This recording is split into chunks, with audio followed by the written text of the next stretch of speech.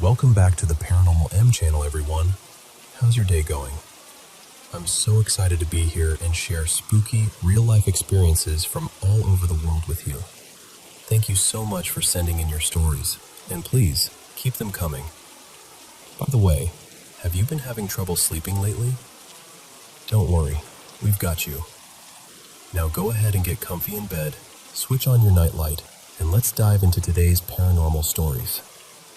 Don't forget to subscribe and turn on notifications. Okay, so let me tell you about this place, because it's the kind of story that sounds exaggerated until you're standing in the middle of it, feeling your skin prickle for no good reason. It's a 2-story farmhouse out in the middle of wide open land, about 150-ish acres, give or take. Been in the same family forever. Not a cute, old house with charm situation either. More like a house that's always been awake, always listening, always doing something. And what makes it even stranger is how long it's been going on. Not a few spooky months. Not since the owners remodeled. I mean generations. People have been talking about footsteps, voices, doors slamming, lights acting wrong, since at least the 1930s, and honestly, probably earlier. It's like the house has kept a running routine of reminding everyone, I'm still here. Here's the part that always gets me. In this family, almost nobody could stand staying there overnight. Like, most of them wouldn't even nap upstairs. They'd visit for a few hours, keep the lights on, joke around to stay brave, and then leave before it got dark. Except for 2 people. One was the grandfather, Hank, and the other, years later, was the current owner, a woman named Marin. Hank loved the property. He wrote about it when he was away in the Navy during World War II, how he couldn't wait to be back, how he wanted to raise a family there.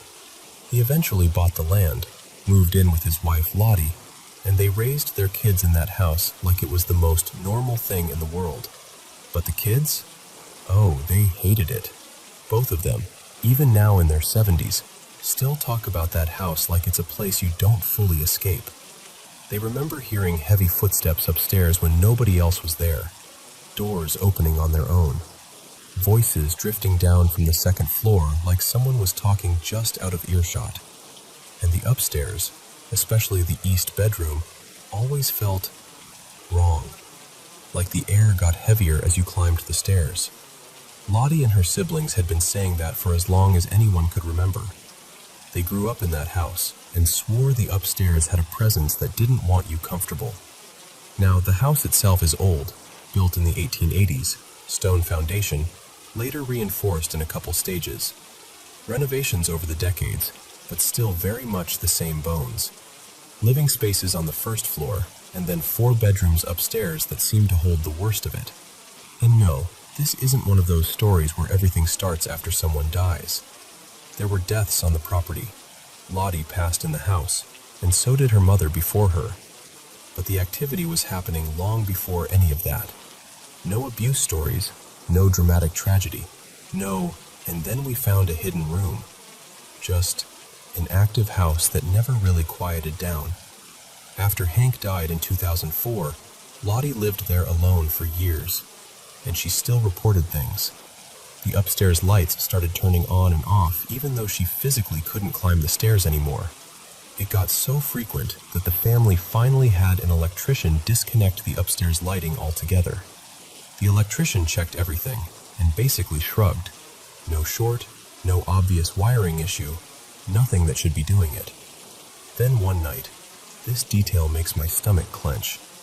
Lottie was lying in bed, awake, and the covers were yanked clean off her like someone had grabbed them and thrown them onto the floor. And because families do what families do, her kids tried to laugh it off. Oh, Mom, that's just Hank messing with you. Like if they made it a joke, it couldn't hurt her. But even they didn't believe their own explanation. Especially because Hank wasn't the kind of haunting you could pin this on. The house had been doing this long before he ever died. They told stories about heavy bootsteps pacing overhead, doors slamming upstairs in the middle of the night. Sounds like the kitchen being rummaged through while everyone was lying there, wide awake, staring at the ceiling. And one year, They walked into the living room and smelled fresh cigar smoke, like someone had just lit one. Hank loved cigars. The smell was so specific it made the hairs stand up on their arms. Then, the house sat mostly empty for about a decade. After Lottie passed in 2015, it stayed maintained, but nobody really lived there. Just the occasional visit, the hunting season guests, the land being watched over by the family trust, until Marin moved back in. She and her husband Eli came in September of 2025, and almost immediately, the house started up like it had been waiting. At first it was almost playful. They'd sit in the living room watching TV and watch the master bedroom door swing open, then ease shut, then open again, right in front of them. Not from a draft. They checked vents, windows, all of it. Nothing. One of their dogs, a scent hound named Clover, would sit there and stare at the door like she was watching someone invisible. Marin and Eli actually laughed about it in the beginning, like, well, okay, the house is showing off. But Eli started hearing footsteps upstairs at night. Steady, heavy, like a man in boots pacing directly over their bedroom. He wasn't panicked at first, because Marin had warned him. And the dogs weren't reacting the way they would if there was a real intruder. So he told himself it was just the house being the house. That door swinging thing lasted about a month, then stopped. Around the same time, they had mice. Real mice. Actual normal explanation. Scratching in the walls, little taps, faint movement in the kitchen.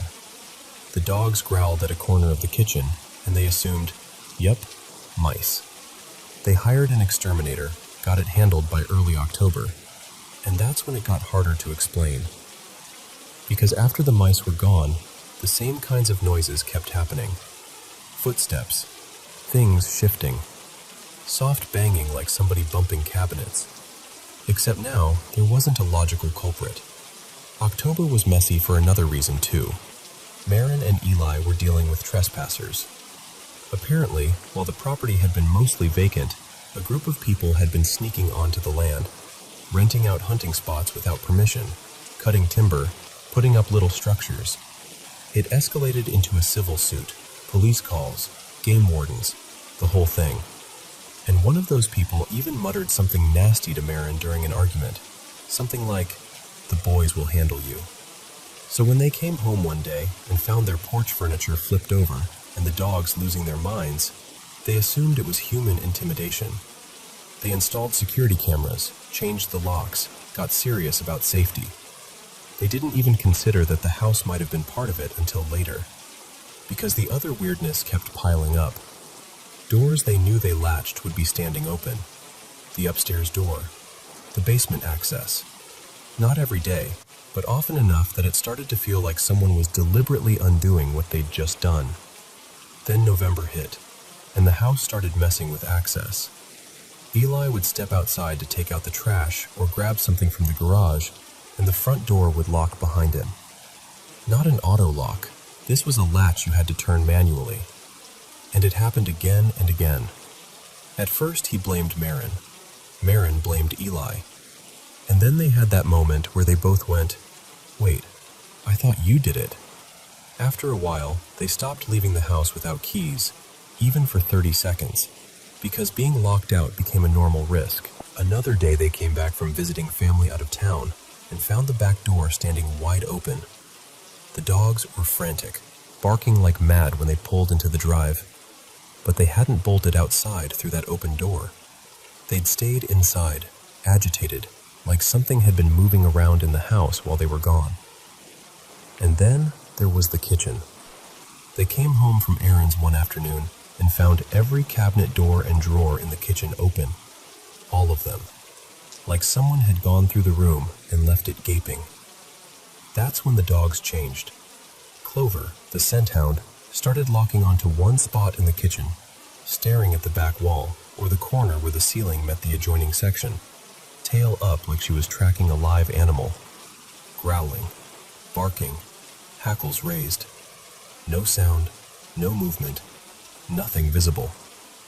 Their other dog, Bramble, was a big sheepdog, protective, watchful. the kind that naturally positions herself between you and a doorway. She started staying awake at night, posted in the entry between the living room and kitchen like she was guarding a boundary, sleeping in the day, watching all night. And the worst part? The dogs started waking them up, over and over, sometimes multiple times a night, barking toward the kitchen like someone was standing in there. Eli would get up, check doors, check windows, scan outside for tracks, even go upstairs and downstairs. Nothing. No animal signs, no break-in, no explanation. They tried shutting the bedroom door to sleep. The dogs panicked, scratched, whined, acted like being trapped away from the kitchen was dangerous. So Marin finally said, "Okay, we need someone to look into this." They contacted an investigation team, and the first visit was just a meet and greet, mid-morning on December 10th, 2025. They put the dogs in the master bedroom because the dogs bark like crazy at strangers. Everyone sat at the kitchen table going over the process, what the investigators look for, how they set equipment, what can be explained naturally. And right in the middle of it, a pair of missionaries came to the door, doing their Christmas rounds. Eli answered the door. The dogs started barking in the bedroom because of the knock. Marin stepped away to check on them, then returned to the table. And while the investigators were waiting, everyone heard a loud knock from across the house. 4 knocks in a rhythm, clear as day. One of the investigators, Tess, actually assumed it was another visitor who'd walked around to the back door. She asked Marin, "Did you hear that knocking? Do you need to get it?" And Marin, totally casual, said, "Oh, that's probably the dogs. They knock when they want out." But then, this is the moment where the air changed. Another series of loud knocks hit, that same 4-beat rhythm, but this time it was clearly right at the master bedroom door. Not the front door, not outside, the bedroom door. When the missionaries left and everyone came back inside, the team brought it up again. All 4 adults had heard it, and Marin and Eli finally admitted the dogs couldn't make that sound. Not like that. Not that clean, hard, deliberate knocking. They let the dogs out, and the dogs came barreling into the room, agitated and frantic. Nothing looked disturbed in the bedroom. No explanation. Just knocking. And then came the Christmas break. Marin and Eli had their kids home for the holidays, and they were on edge. Not because anything had hurt anyone, but because the house was escalating, and they didn't like the idea of the kids being around when things were unpredictable. One afternoon, everyone was spread out. Eli in the kitchen warming soup because everybody had a cold, Marin at her desk in the dining room, the kids in the living room. And 3 things happened at once. And then, this is the part that makes it hard to breathe. Marin turned in time to see a spoon fly across the kitchen and strike Eli in the back. Not slide, not tumble, not fall off a counter. Fly. Eli froze, thinking the bowl had exploded, but the bowl was intact. No mess. Nothing that explained the sound. He called out to the kids to make sure they were okay, because it sounded like something had detonated. Marin tried to recreate it with him later, over and over. Could the microwave pop have jolted the knife loose? Could the knife hitting something have knocked the spoon? But the spoon hadn't even been near where the knife fell. It had come from behind Eli, like it was launched from the opposite side of the room. And of course, the motion cameras weren't rolling then, because the whole house was awake and active. Bad timing. The kind of bad timing that seems to happen a lot in stories like this. After that, the investigation shifted into longer-term monitoring, because this wasn't an abandoned building where you can just lock down and run cameras all night in every room. People were living there. Dogs were living there.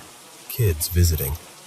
So the team set motion-triggered cameras in key spots, ran audio recorders continuously, took EMF readings, temperature logging, RF monitoring, trying to capture correlations when the family reported events. Baseline readings were pretty normal for an older home. Nothing screaming electrical issue. And weirdly, The house itself had almost no cell service inside, even though outside you could get strong 5G coverage. The building seemed to swallow signals. Over about 3 weeks, the team captured a steady stream of audio events. Footsteps, sudden gasps, banging, scraping, screeching noises that didn't match normal settling or pipes. And the motion cameras? They triggered when nothing visible moved. Sometimes one camera's infrared light would pop on, and you'd see another infrared light kick on in the same room from a different angle, like multiple sensors reacting to something at the same moment. They also caught a looping, orb-like shape making an oval path through the dining room and then lifting up toward the ceiling. And one night, they recorded Clover standing in the dining room, staring around like she was following something, while the camera triggered for a reason that wasn't the dog. The temperature logs showed sharp drops, more than 10 degrees, in different parts of the house. Living room, kitchen, the main bedroom. Then it would slowly rise back to normal. Not like a draft, not like a window leak, not tied to outdoor temperature dips. Just a dip, and then a return. So what do you call that? That's where it got complicated, because it didn't behave like a residual haunting. It wasn't a repeating, same time, same sound, same path recording. The activity was reactive and erratic. Doors one day, banging another day, something thrown another day. And it loved opening things. Doors, drawers, cabinets, even small stuff like containers and jars. That repetitive, almost obsessive opening and closing behavior made the team lean away from the idea of a simple human spirit, especially because the timeline didn't match family deaths, and the activity predated anyone passing in the home. They even checked local tribal and historical records, contacted the Delaware Nation's Council to see if there were any old settlement or burial ties in the area that might explain a long-standing presence. Nothing came up that matched the property. They ruled out anything demonic, too, because despite the fear and the unease, there wasn't that pattern of harm or escalation that would point toward that, and it didn't respond like it. So they landed on a different working theory, something folkloric, which, honestly, fits, because this thing didn't care about the basement. It didn't haunt the newer extension built in the early 2000s.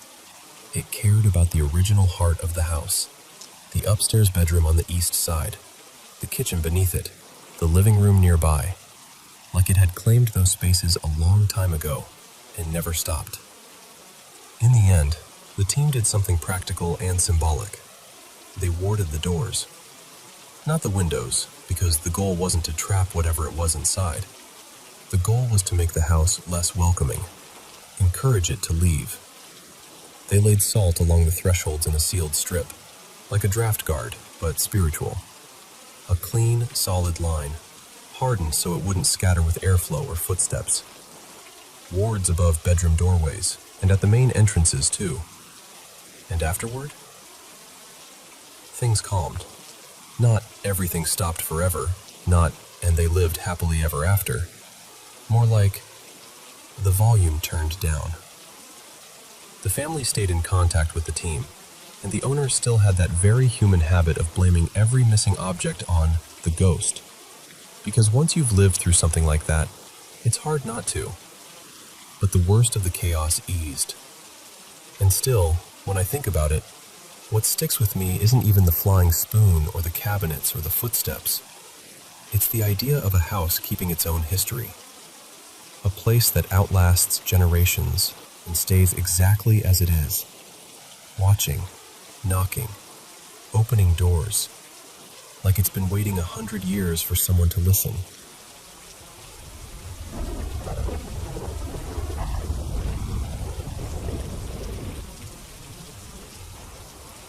So this memory popped up again the other day, out of nowhere.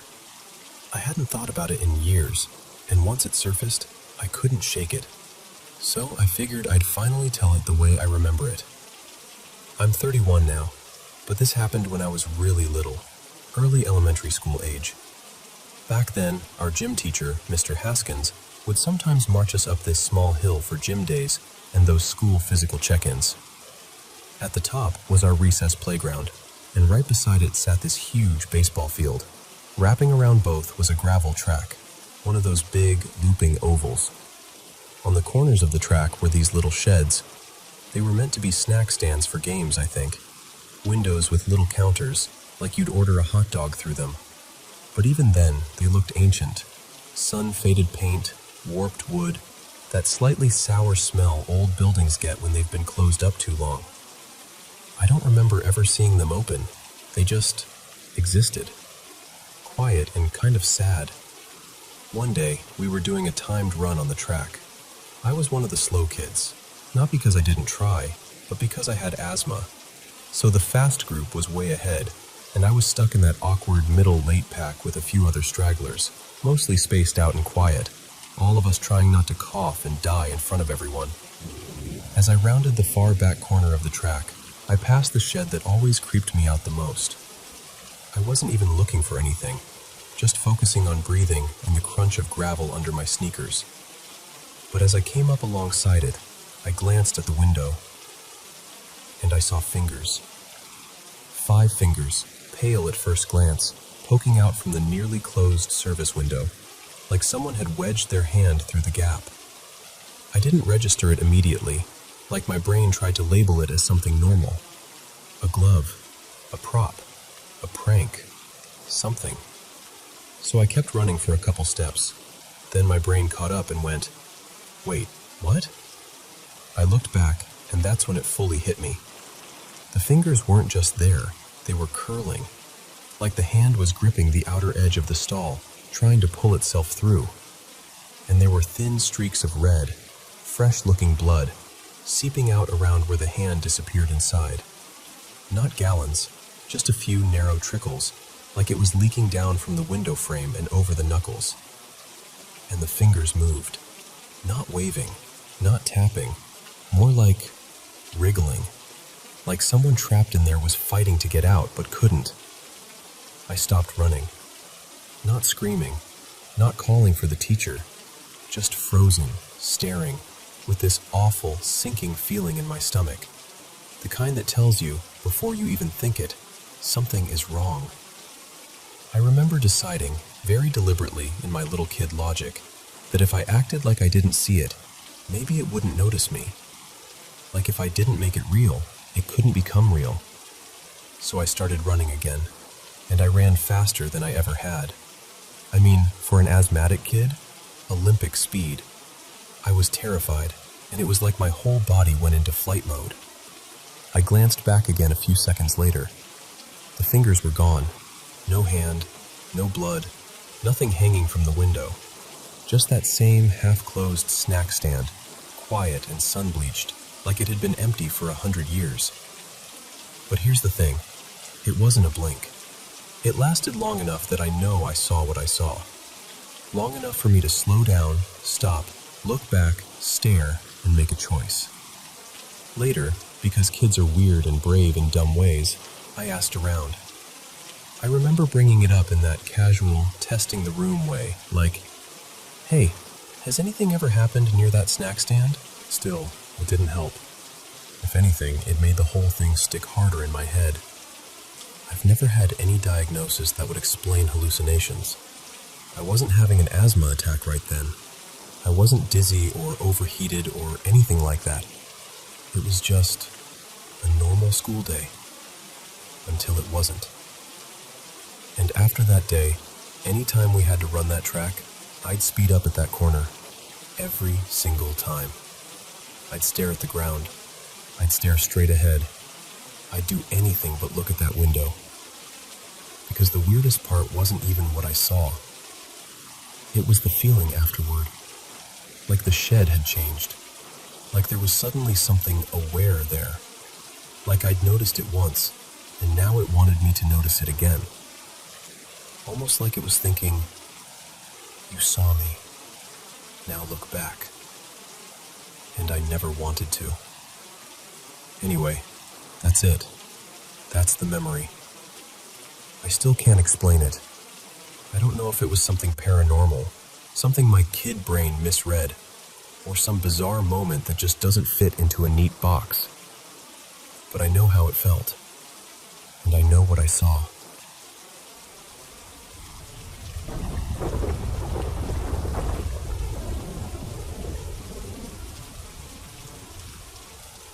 So, I'm going to tell you a story that still makes my skin prickle when I think about it.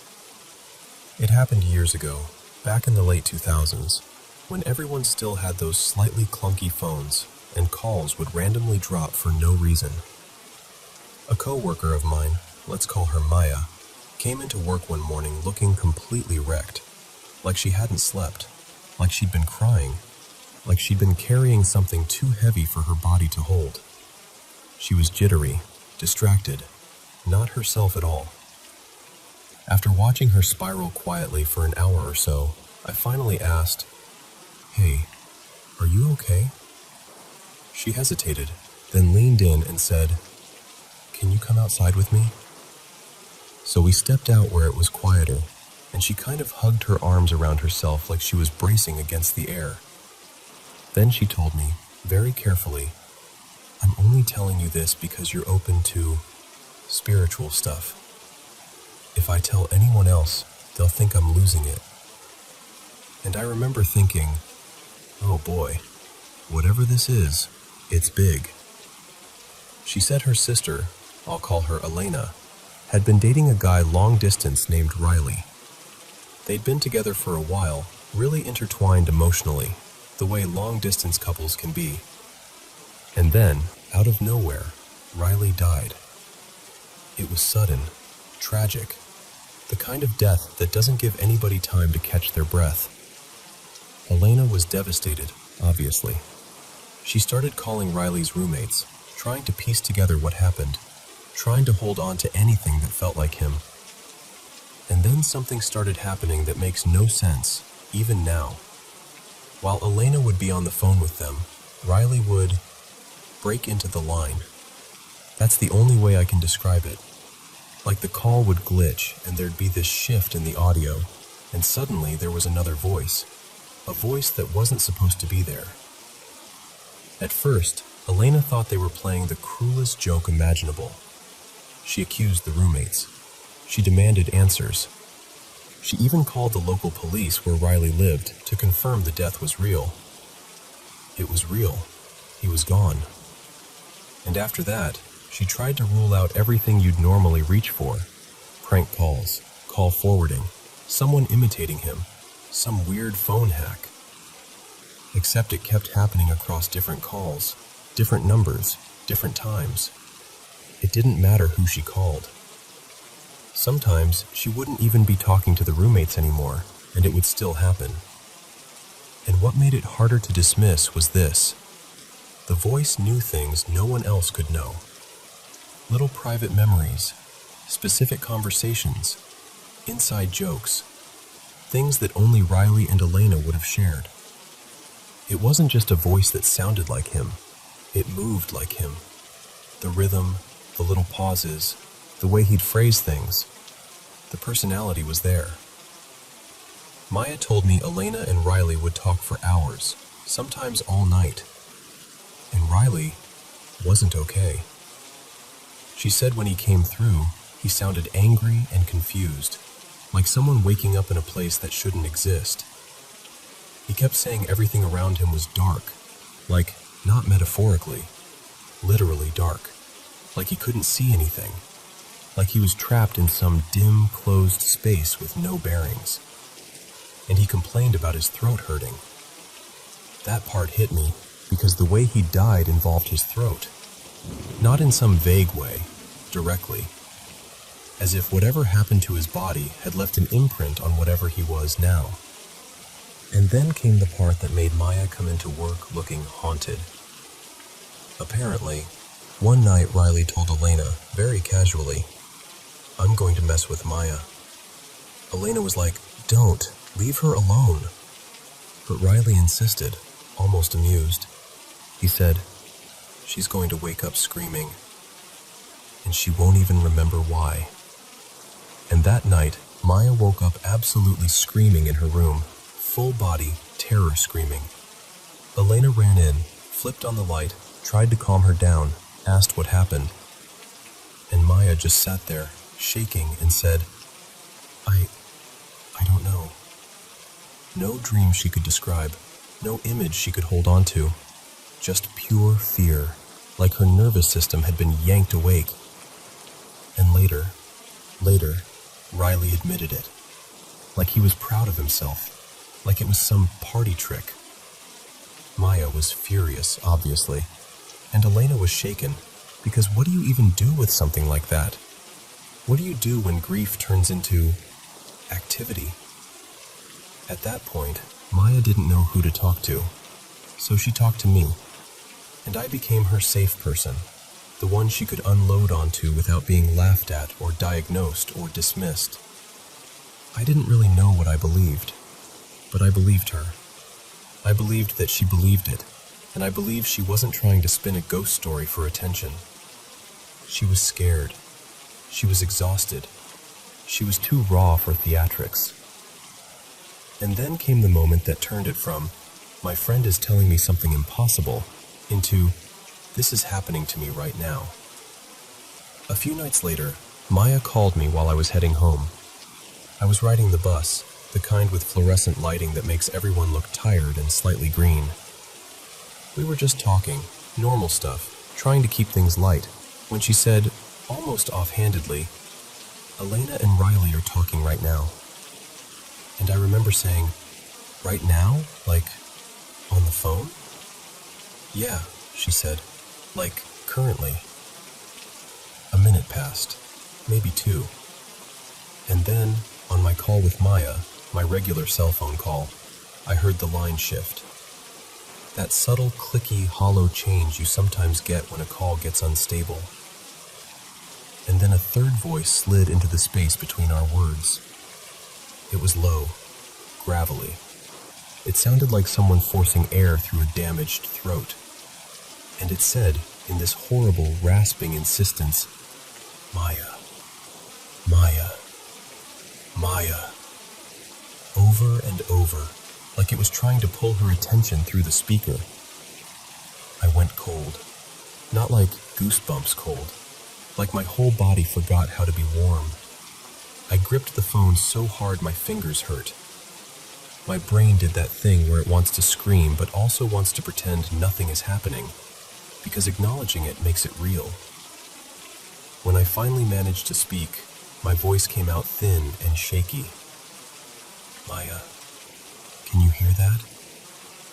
And she went, hear what? Like, nothing. Like the line was normal for her.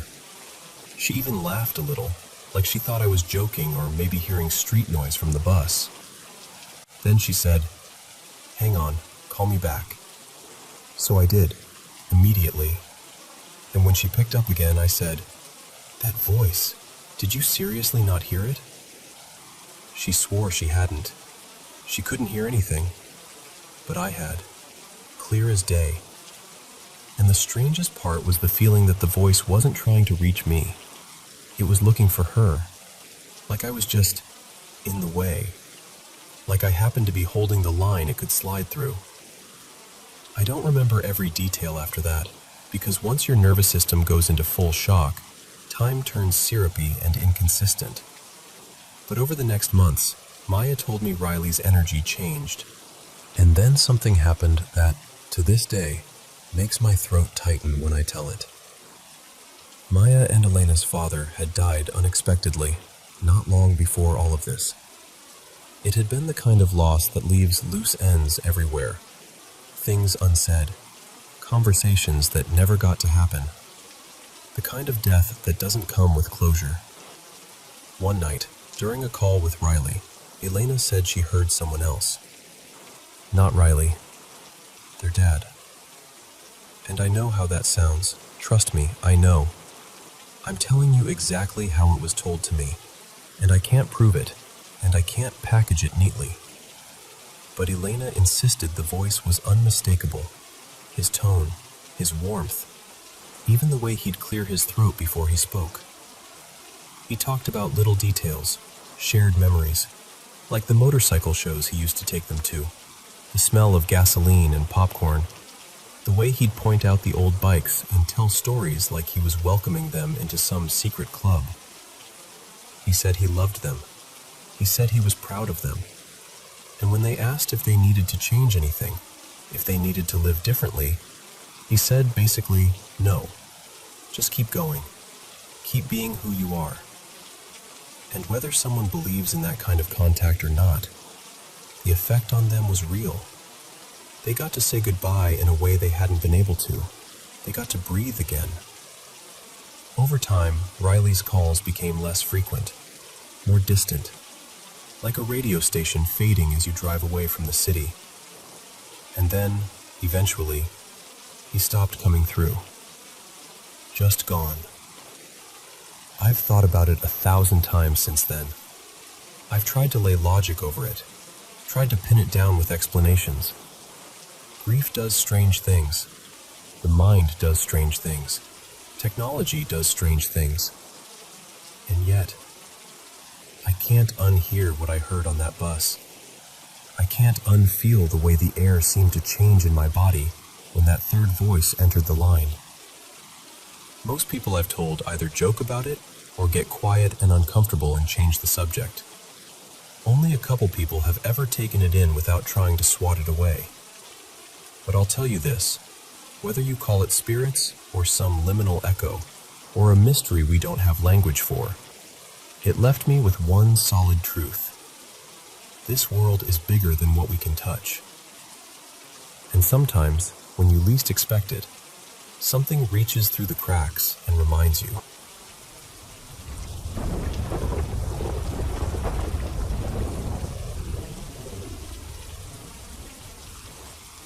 Okay, so let me tell you about this place, because it's one of those stories that sounds totally normal right up until it doesn't.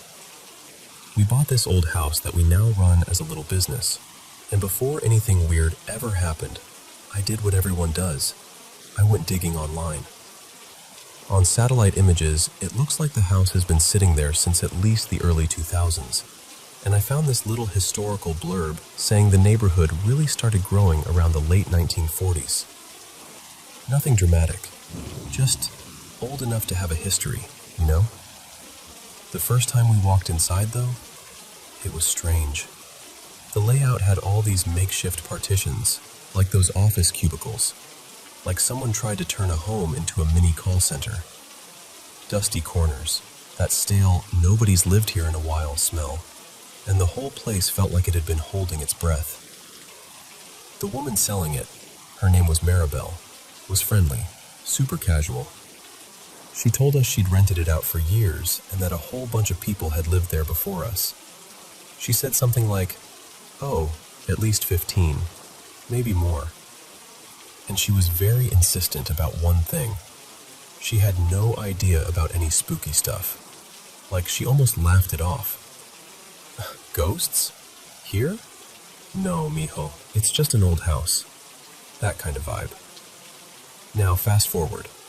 We're using it every day. There are always at least a couple people in there, sometimes 4 or 5, depending on the day. It's not like the place sits empty and creepy. It's active, busy, lights on, phones ringing, people talking. And yet, almost everyone has had something happen. My uncle, well, not actually my uncle, he's my mom's cousin, but we all call him my uncle. His name's Raul. He stays there sometimes because it's easier with work, and one night he swears someone started pounding on his door like they were angry. Like bam, bam, bam. The kind of knocking that makes your stomach drop.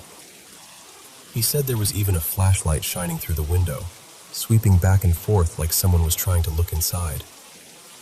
Here's the part that makes my skin crawl. We have cameras everywhere, because early on, like right when we were getting set up, someone broke in. After that, my grandpa, Hector, got really intense about security. He's former military, and once he gets a worry in his head, it's like he turns it into a mission. For a while, he was checking the camera feed multiple times a night, like clockwork. So the next morning, after Raul tells us about the banging and the flashlight, we pull up the footage. And there's nothing. No person, No flashlight, no shadow moving. Just Raoul reacting, sitting up fast, staring at the window, getting up to check. But whatever he was responding to, not there. Then there was this other night. This one honestly freaks me out the most. Grandpa Hector is watching the cameras, and he sees these quick bursts of light outside, like little flashes, the way a flashlight looks if someone's turning it or clicking it on and off. He calls Raoul right away, like, "Go outside, now." Raoul goes out. There's nobody. No car, no footsteps, nothing. But while he's standing out there, Grandpa's still seeing the flashes on the monitor. And then, this bright little orb shows up on camera. I know. Orbs. That word makes people roll their eyes. But I'm telling you what it looked like. It was this small, glowing dot, moving in a way that didn't feel like a bug drifting. It glided, stopped, shifted direction, like it was thinking. And at one point, it went behind the corner of the wall, like fully disappeared behind the wall, and then popped back out again. The next day, we had the camera guys check everything. Lenses were clean, no dust storms inside the housing, and there aren't really moths or anything like that around there. Mostly just ants and the occasional roach. Nobody could give us a satisfying explanation. After that, the stories just kept stacking up. There's a guy who works with Raoul, his name is Damien, and he told us he watched a kitchen cabinet door swing open by itself. Not slowly, not like it was loose. It was fully closed, and that cabinet is heavy. And it was indoors, no breeze, no open windows. Then one of the interns, Santi, this quiet college kid, said a regular door opened in front of him. Like a normal room door, handle and all, just easing open like someone on the other side was leaving the room. Except there was nobody. My mom, Elena, has seen silhouettes more than once. Not like a full body you can describe, just that something passed by the doorway feeling. A shadow where there shouldn't be one. And then she told me what happened this morning, and I swear I got goosebumps. It was around 6-ish, still dim out. She was lying on this fold-out cot we keep there sometimes, and the couch was parked kind of awkwardly in the hallway, like it was temporarily blocking part of the path. She said she felt someone walk past the side of the cot. Not like air moving, like the sensation of footsteps, that subtle vibration, the presence. She assumed it was Raoul, so she didn't even sit up at first.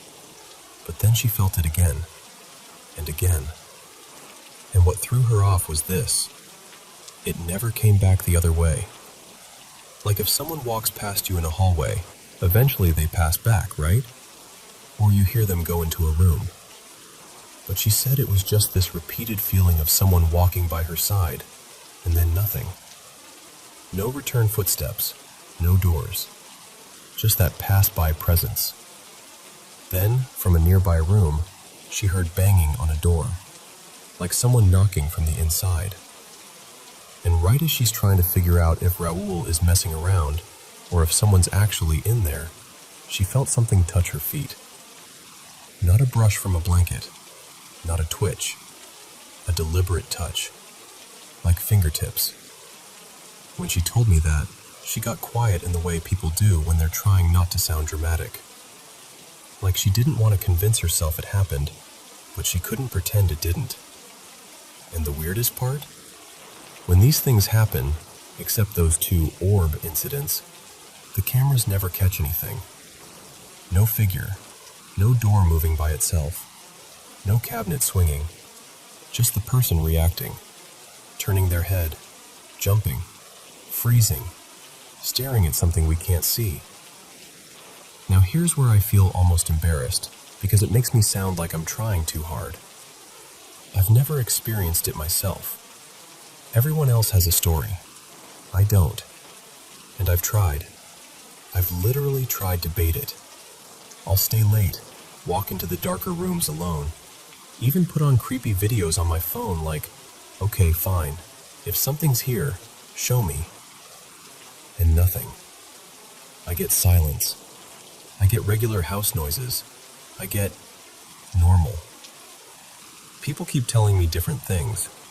Some say if it ever happens to me, I should talk back, like knock it off, or even curse at it to show I'm not scared.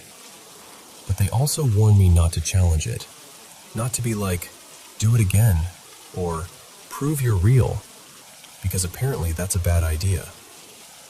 And honestly, if I ever actually see something, like really see it, I don't even think I'd yell.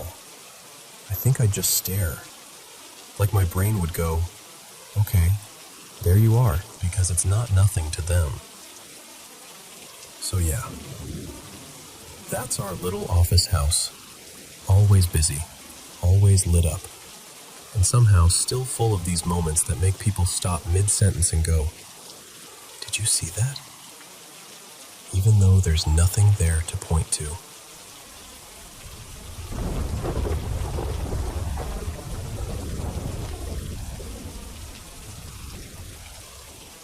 Okay, so I'm going to tell you something that still makes me pause when I think about it, because it was just so strange. To set the scene, the night before, I'd stayed up way too late binge-watching a series, like full-on all-nighter. And yeah, I know, lack of sleep can make your brain do weird stuff. But here's the thing, I've pulled all-nighters before, not often, but enough. And I actually felt pretty normal afterward. I even grabbed a couple short naps during the day. That night, I went to bed early on purpose to balance things out. And I was home alone. My bedroom setup is basically a cozy fortress. I had a ridiculous number of blankets piled on me, regular comforter, an extra throw, and my weighted blanket on top. I sleep with 2 big pillows, and I sort of curl in on myself like I'm trying to become a burrito. I also had my standing fan running because I love the steady noise. It knocks me out fast.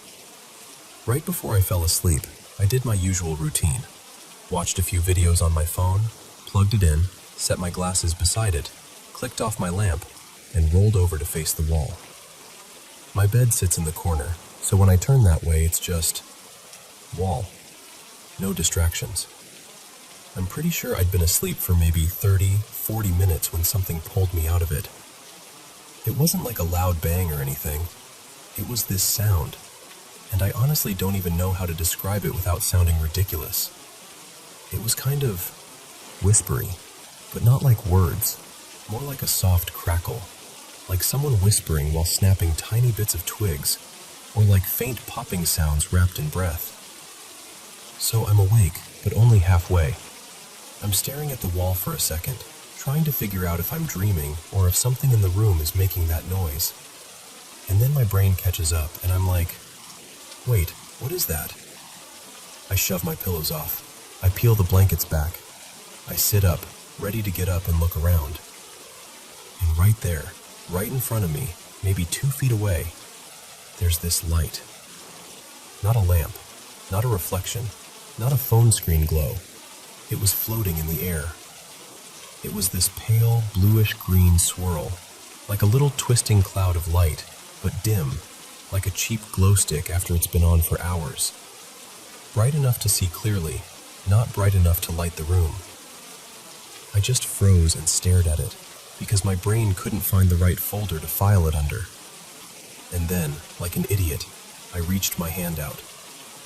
I didn't feel anything. No heat, no static, no resistance, nothing. The light didn't react at all. It didn't flicker, didn't move away, didn't pulse. It just hovered there, calmly doing its thing while I sat there trying to figure out how reality suddenly changed the rules. Then I thought, okay, get your glasses, look at it properly. So I pulled my hand back and reached toward my nightstand. And the second my hand moved away, the crackly whisper sound stopped. The bluish-green light vanished like it had never existed. And my standing fan, still plugged in, still standing right there, shut off. Just off. No gradual slowing like it lost power. No wobble. It simply stopped, like someone hit a switch. My first instinct was to tell myself it had been a dream. That would have been the clean explanation. Except I was sitting upright, blankets shoved off, pillows moved, like I'd fully woken up and sat up on purpose. I'm not a sleepwalker. I've never done that sit straight up and start doing things kind of sleep behavior before. And I remember the sequence too clearly. Sound, sit up, light, reach out, glasses, gone. The fan turning off almost bothered me more than the light, honestly. It does have a timer feature, sure, but I never use it, because the little timer indicator is obnoxiously bright, like having a tiny flashlight pointed at you in the dark. And it wasn't on. So I just sat there in the sudden quiet, staring at the spot where that light had been, with my heart thumping like, what just happened in my room? And I'm telling you, it wasn't scary in the monster under the bed way. It was scary in the, I don't have a category for this way. Like something impossible happened for a few seconds, and then reality snapped back into place and left me sitting there, wide awake, trying to convince myself I hadn't actually seen what I know I saw.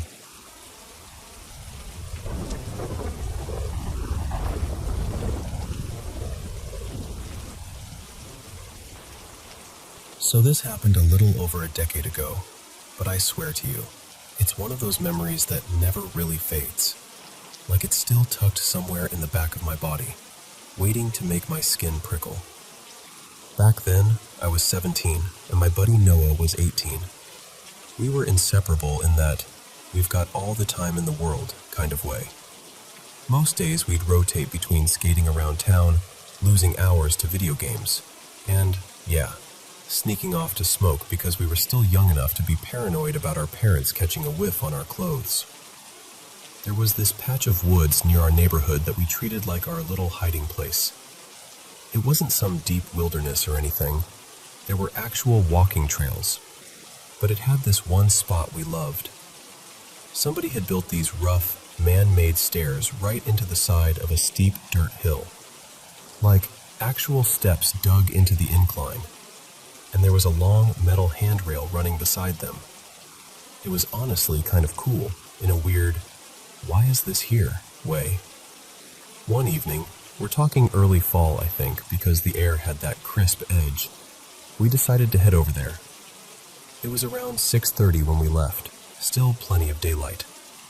By the time we got to the stair set, the sun was starting to tilt lower, but the woods were still bright enough that you could see everything clearly. We climbed up to the top of the steps and settled in like we always did. Just two dumb teenagers, perched above the trail, passing time and laughing about nothing. We smoked a little, talked a little, and then, without either of us really deciding to, we both got quiet. Not awkward quiet, more like we just drifted into it. And then it happened. This boom. I don't even know how to describe it properly because it wasn't just a sound. It was like the world punched outward for half a second. It hit my ears, but it also hit my chest and the soles of my feet, and this is the part that still makes me uncomfortable. It felt like it came from everywhere at once. Above us, around us, and somehow from under the ground too, like the earth itself had thumped.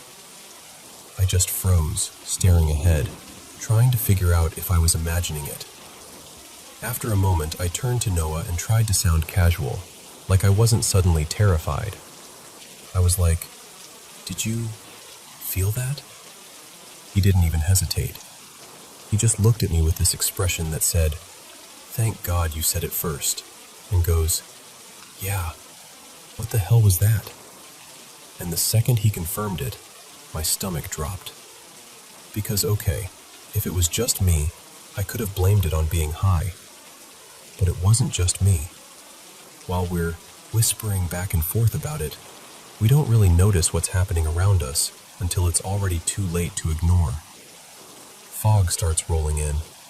Not like a light mist, like full-on fog, thick enough that the trees down the slope start fading into gray silhouettes. And it happened weirdly fast, like someone turned a dial. 5 minutes earlier, the place felt normal, and now it felt closed in, smaller, like the forest was holding its breath. Noah tried to shrug it off because that was his thing. He starts fumbling to pack another bowl, acting like it's no big deal. And right as he's about to light it, a scream cuts through the woods. Sharp, high, long. It sounded like a woman screaming, but not in a movie way. More raw than that, more real. It echoed between the trees, and both of us just locked up instantly. I remember the hairs on my arms lifting like they had minds of their own. Then it happened again. Louder this time, closer, or at least it felt closer, like it was aimed right at us. And then a third scream, even more distinct, that sort of trailed off at the end, like whoever or whatever made it ran out of air. After that, silence. Heavy silence. Noah didn't smoke again after that. He didn't even finish packing it. We just looked at each other, and without saying anything dramatic, we did that mutual, immediate agreement thing. Like, we're leaving. Now. We packed up with those shaky, clumsy movements you get when you're trying to hurry but your hands don't feel like they belong to you. Then we half walked, half jogged down the trail toward the edge of the woods. The whole time I kept expecting something else. Another scream, footsteps, anything. But there was nothing. Just fog and our breathing and the sound of our shoes scraping dirt. Here's the part that really messed with me though. We got out of the forest, maybe 15 minutes tops, and the fog was gone. Just gone. The air outside was totally clear. Streetlights were coming on. Cars passing. Normal life. It was like we stepped out of a different world. We tried to laugh it off afterward because that's what you do when you don't want to admit you're scared. We called it a weird night, made a couple jokes, and then slowly stopped talking about it altogether. Life happened. Noah and I drifted the way people drift when school ends and schedules change, and you start becoming different versions of yourself. We didn't really talk for years. And then, years later, I ran into him again, at his wedding of all places. Same guy, just older, cleaner cut, smiling like an adult. At some point during the reception, we ended up off to the side talking, and it hit me.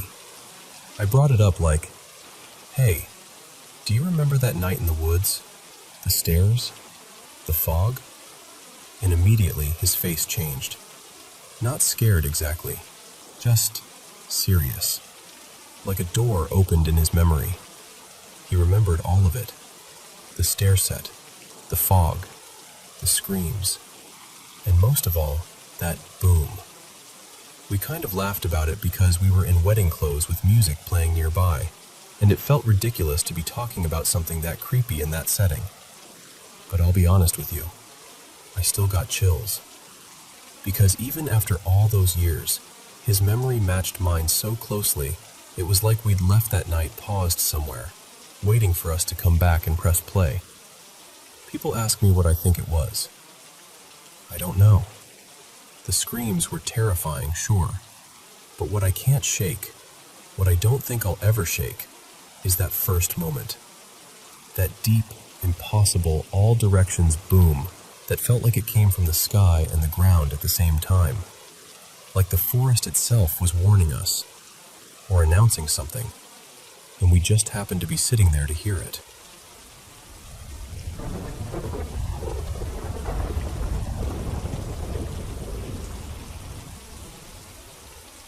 You know that split-second feeling when you're sure someone is standing right behind you?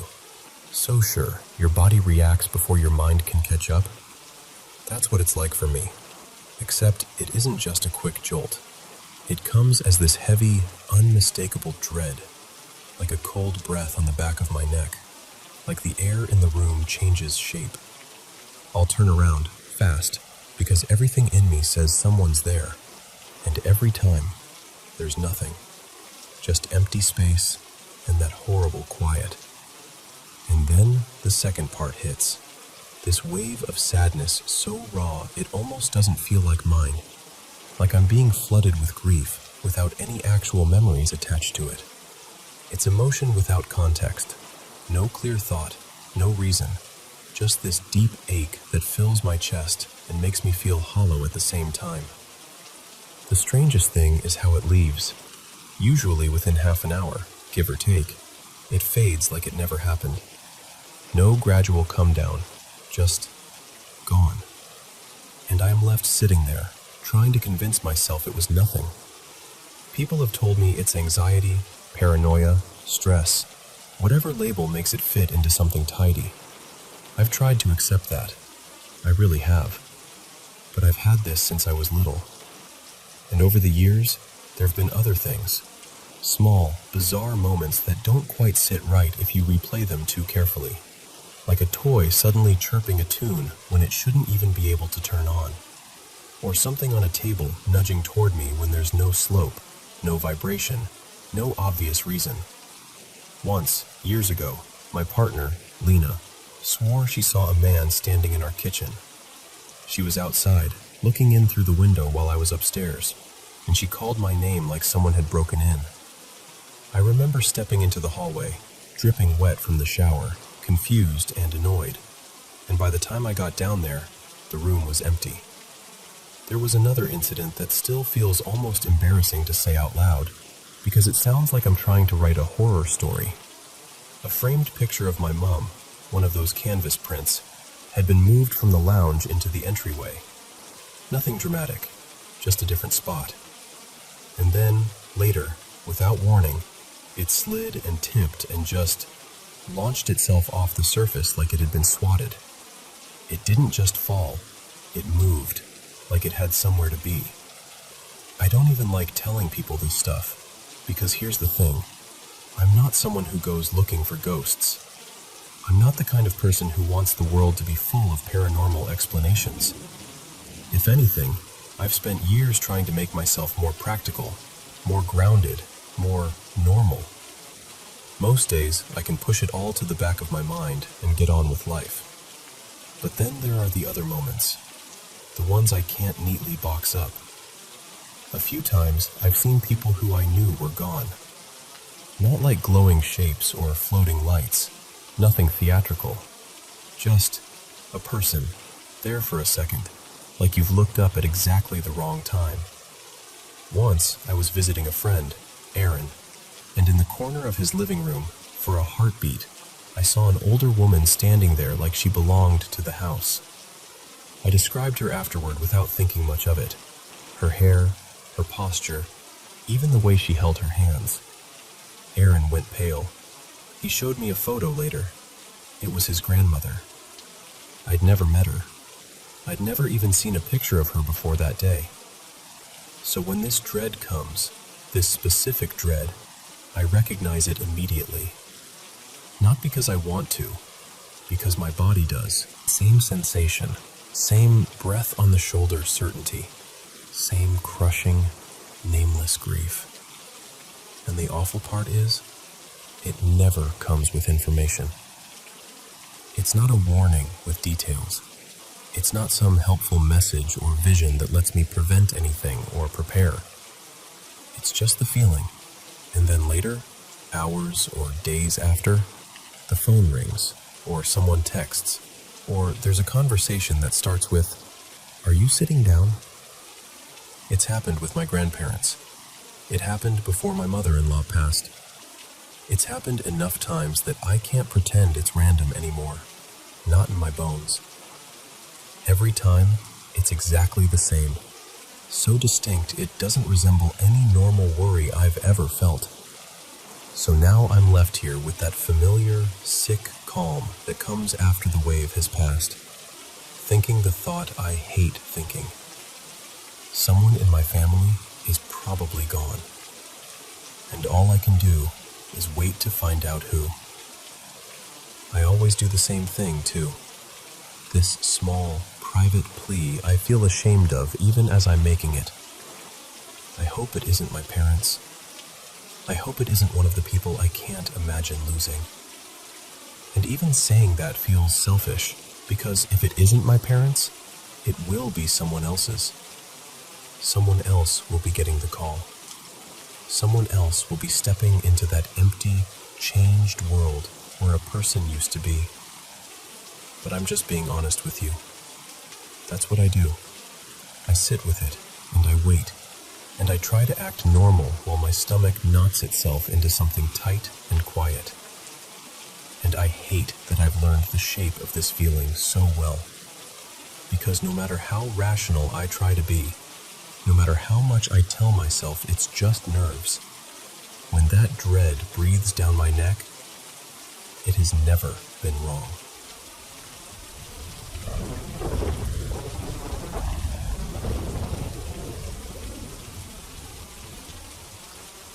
Okay, so I should probably start by admitting something. I've been obsessed with paranormal stories for as long as I can remember, but I've always hovered right on the edge of actually believing them. Like, I want the world to be a little stranger and more interesting. And honestly, when you've heard thousands of people swear they've seen or heard something unexplainable, it's hard not to think some of it has to be real. But I'm still a skeptic. I'm the kind of person who will bend over backwards trying to find the boring explanation first. When I was around 11, my grandfather died. And to be totally blunt, it wasn't the kind of death that left me shattered. He wasn't some sweet old man who told stories and slipped you candy when your parents weren't looking. He was cruel, a heavy drinker, loud, unpredictable, and the type of person who made a house feel smaller just by being inside it. He and my grandmother lived in this old wooden house out in a village, one of those places where everything creaks and smells like dust and summer heat. I used to go there with my mom for part of the summer, usually a month or two. Even though I wasn't there all the time, I still carried enough memories out of that place to last me years. And here's where it gets weird. After he died, my grandmother, let's call her Nadia, would tell us she heard knocking. Not like polite little tap-tap sounds, more like sharp, forceful cracks, like something was hitting the walls or furniture with purpose. She said it would happen all through the house, like it couldn't decide where it wanted to be. And when I stayed there, I heard it too. Mostly at night. I can still remember lying in bed, staring into the dark, trying to keep my breathing quiet, when suddenly there'd be this loud crack somewhere near the dresser. Then maybe an hour later, another one closer to the kitchen. Sometimes it sounded like it came right from the wall beside my head, like the house itself had snapped at me. Once, I swear to you, it came from a chair right next to the bed. So close I actually sat up and looked at it, like I expected to see it rocking or moved out of place. But I didn't. And I wanted to believe it was something paranormal, while also being determined not to. So I came up with the most reasonable explanation I could. Old house, old wood, temperature changes. The place had been built sometime in the late 70s or early 80s, and wooden houses do make noises. They settle, they expand, they complain. So I told myself, that's all it is. Then there was the kitchen, and that's the part that still makes my stomach tighten, even now. At night, I would hear dishes clinking. Not just a single sound, like a plate shifting a little. I mean actual busy noise, like someone was in there doing something, sliding a cup aside, moving a plate, setting something down. It had that human activity rhythm to it, like a person trying to be quiet but still making tiny mistakes. It happened constantly, night after night. And the thing is, I kept thinking it must be my mom, let's call her Elena, or my grandmother getting up for water. Maybe someone checking the sink. There was even this annoying dripping faucet that didn't help my nerves at all. Drip, drip. And then the soft clatter of glass and ceramic like someone was right there. Except, looking back, none of my explanations hold up. because I never heard footsteps. Not once. The floors creaked like crazy, so if someone walked to the kitchen, I would have heard it.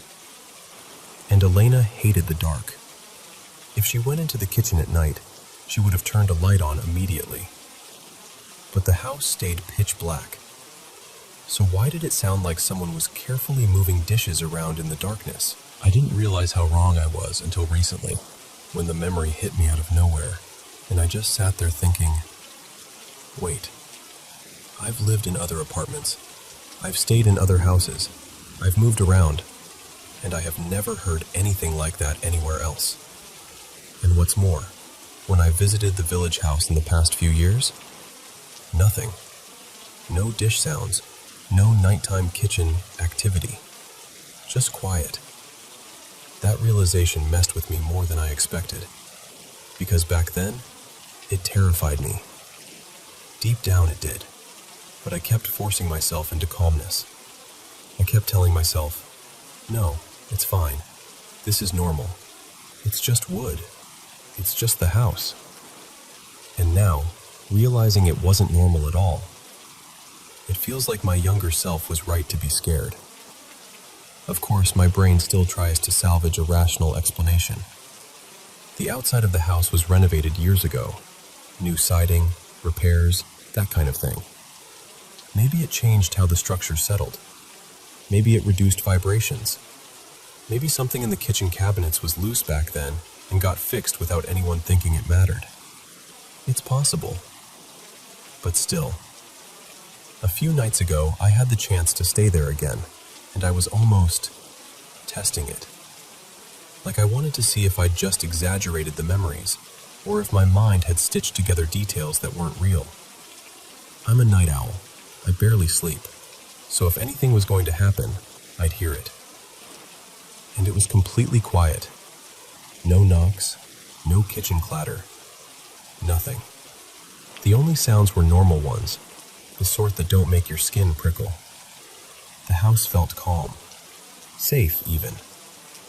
And that's what makes the whole thing stranger, because the house used to live in my nightmares. When I was a teenager, I dreamt about that place constantly. In those dreams, I was always running, being chased by something huge and wrong, ducking into corners, hiding behind doors, praying it wouldn't find me. And it's hard not to notice that my subconscious kept choosing that specific house, again and again, like it had been branded into me. I also had dreams about my grandfather himself. Let's call him Victor. In the dreams, he would come back. Not alive. Not really. More like a dead thing trying to pass as human. Close enough to fool everyone else, but not close enough to fool me. The uncanny feeling was overwhelming. Like his face was wearing the idea of life, but the actual life wasn't there. And the worst part was how everyone acted like it was normal. Elena, Nadia, other relatives. They'd talk to him like, "Oh, you're back, okay," as if nothing about it was horrifying. Meanwhile, I'd be standing there feeling insane, like I was the only person who remembered the most basic rule of reality. The dead don't come back.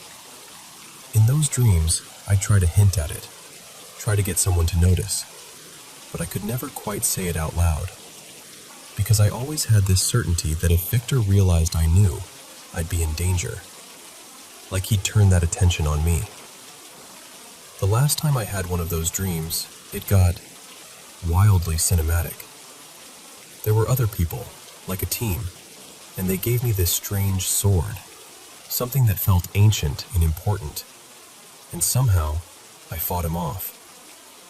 I don't even remember the exact ending. I just know I stopped having those nightmares after that. So yeah, could all of it be explainable? Probably. Old house, old pipes, old cabinets, grief, stress, childhood fear, imagination. But I can't shake the feeling that for a while, something lingered there. Something angry, restless, familiar in the worst way. And honestly, it wouldn't shock me if it was him. If Victor spent his life making everyone miserable, why wouldn't he try to haunt the place a little after? Still, whatever it was, it's gone now. There's no heaviness there anymore, no dread. If anything, it feels peaceful, like the air has finally been cleared out. I go there now and feel like I can breathe, like I can reclaim it, which almost makes me smile in a quiet way. Like, whatever haunted that house, whether it was something paranormal or just old pain, it doesn't get to own it anymore. I do.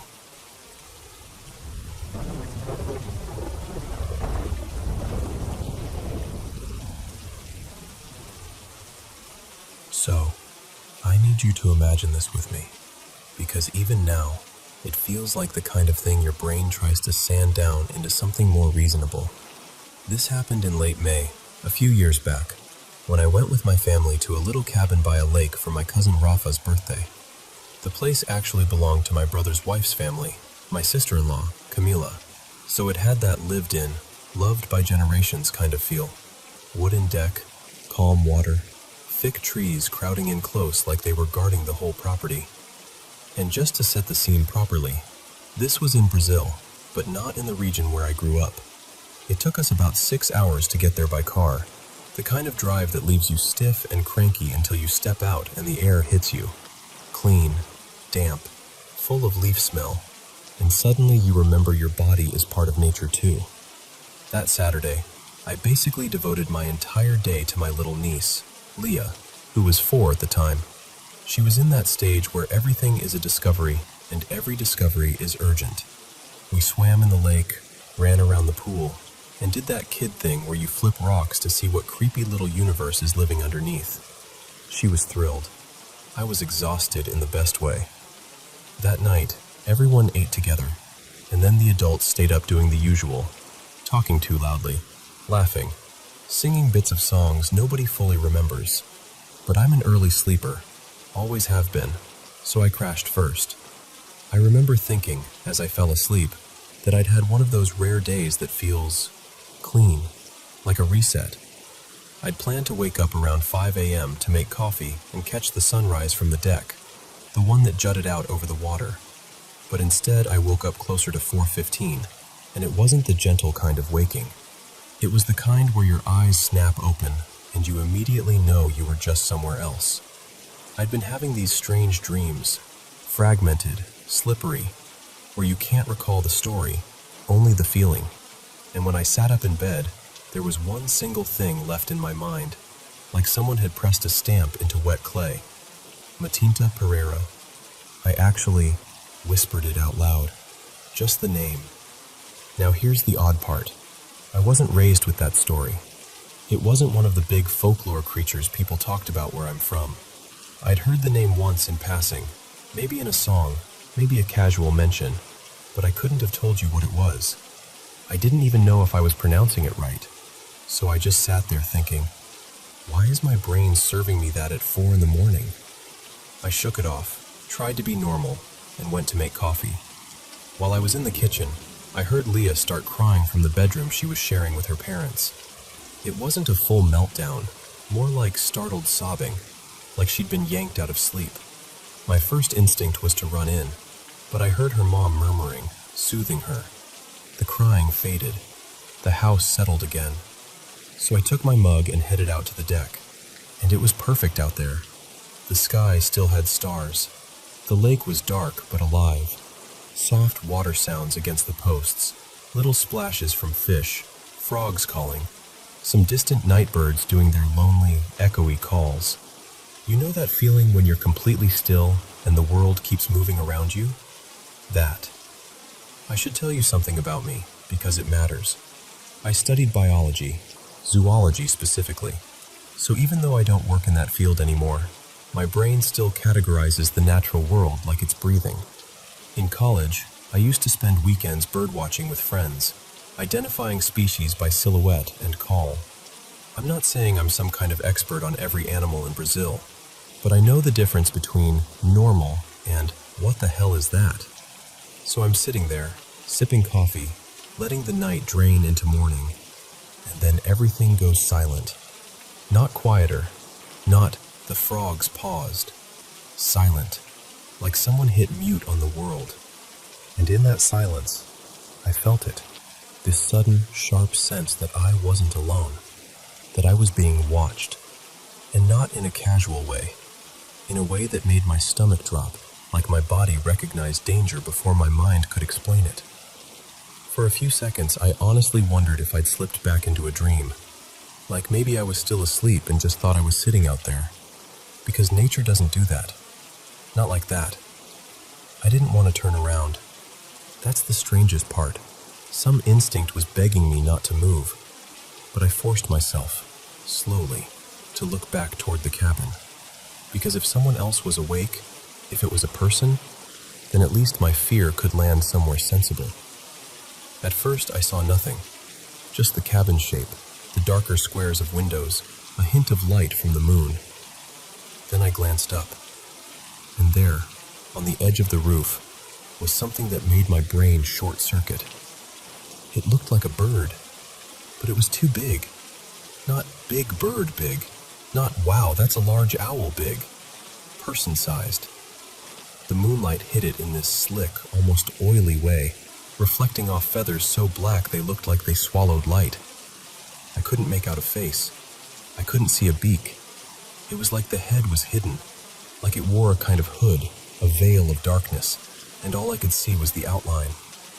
The body was thin, almost hunched. The wings were folded, but wrong. Too long, too heavy, like they belonged to something that wasn't supposed to be sitting calmly on a roof. And the whole time I'm staring, my mind is doing that frantic zoology inventory. Harpy eagle? No. Owl? No. Vulture? No. Nothing fit. Nothing even came close. I wanted to scream. I wanted to bolt back inside, but I couldn't move. I was locked in place, mug in my hands, watching this impossible thing like my body had decided movement would make it notice me. Then it shifted. Not dramatically, almost casually, like it was adjusting itself, preparing. And suddenly it opened its wings fully. I swear to you, the span looked absurd, like it shouldn't have been able to lift off at all. It launched from the roof in a single, smooth motion and flew off to the right, toward the woods. And the second it disappeared into the tree line, the world snapped back to life. Frogs started calling again. Water resumed its gentle slap against the wood. A bird called from somewhere far off like it had never stopped. Even the air felt normal again, like someone had released a pressure valve. But I didn't feel normal. I started shaking so hard I thought I might drop the mug, and then I just broke. I started crying, quietly at first, then in these awful, gasping waves. Not because I was being dramatic, because it felt like my mind couldn't hold what had just happened. Like reality had bent and then straightened out again, and I was still stuck in the bend. I didn't tell anyone that morning, or the next, or for a long time. Because what do you even say? Later, days later, I couldn't stand it anymore, and I looked up the name that had been left behind in my head like a splinter. Matinta Pereira. And reading about it made my skin go cold. Because the stories talked about a large black bird, something that appears around homes, something tied to uneasy bargains and disturbances, something that shows up like a warning, or like a collector. I don't know what it was doing there. I don't know if it was even for us. Maybe it was passing through. Maybe my sleep-starved brain stitched folklore onto a shadow and called it truth. All I know is this. That night, that exact night, Leah started having night terrors. And whether that's coincidence or not, I can't make myself shrug it off. Even now, if I wake up too early and the house is too quiet, I catch myself listening for the frogs, listening for the water.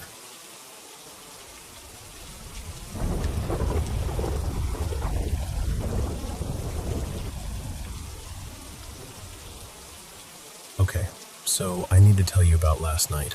because I still get that weird, cold feeling in my chest when I replay it. So, I'm Maya, and my friend Tessa had just gotten back from a trip. She'd brought home these wild, novelty alcohol bottles, like the kind with goofy dessert cereal flavors, and she wanted me and our other friend Kylie to come over, hang out, and help her taste test, or at least smell them, and laugh about it. I got to Tessa's place first, a little after 8:15 p.m.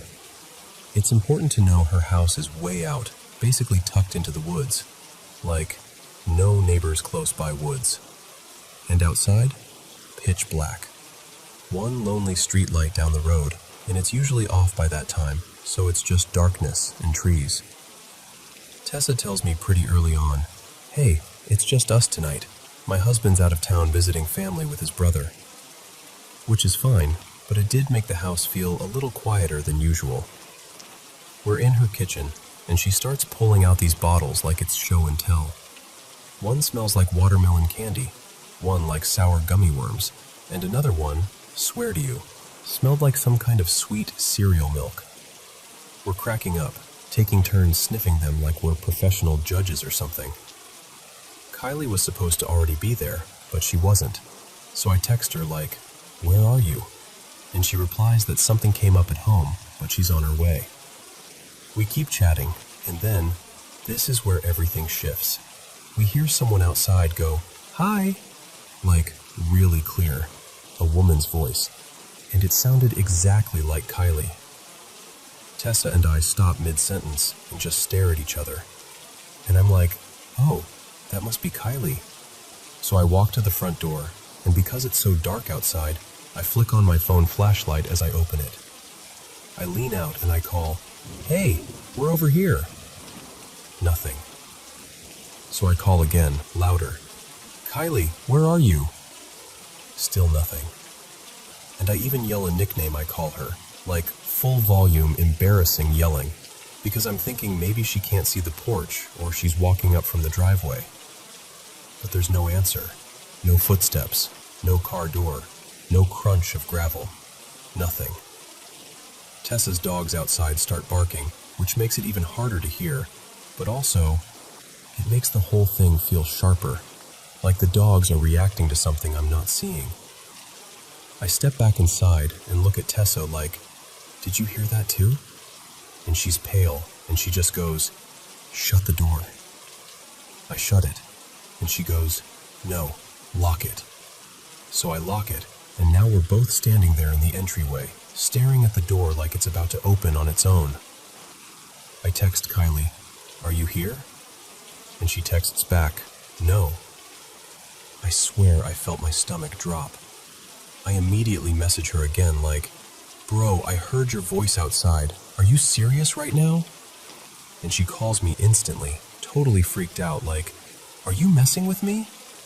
And I'm like, "No, I'm dead serious. Are you here?"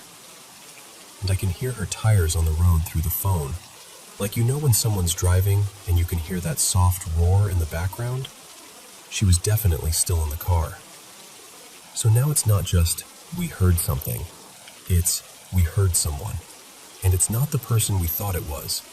Tessa starts texting a family friend, Marcus, to come over, because we're both officially past spooked and into something is wrong. So I'm on the phone with Kylie, Tessa's texting Marcus, and that's when we hear noises in the back of the house.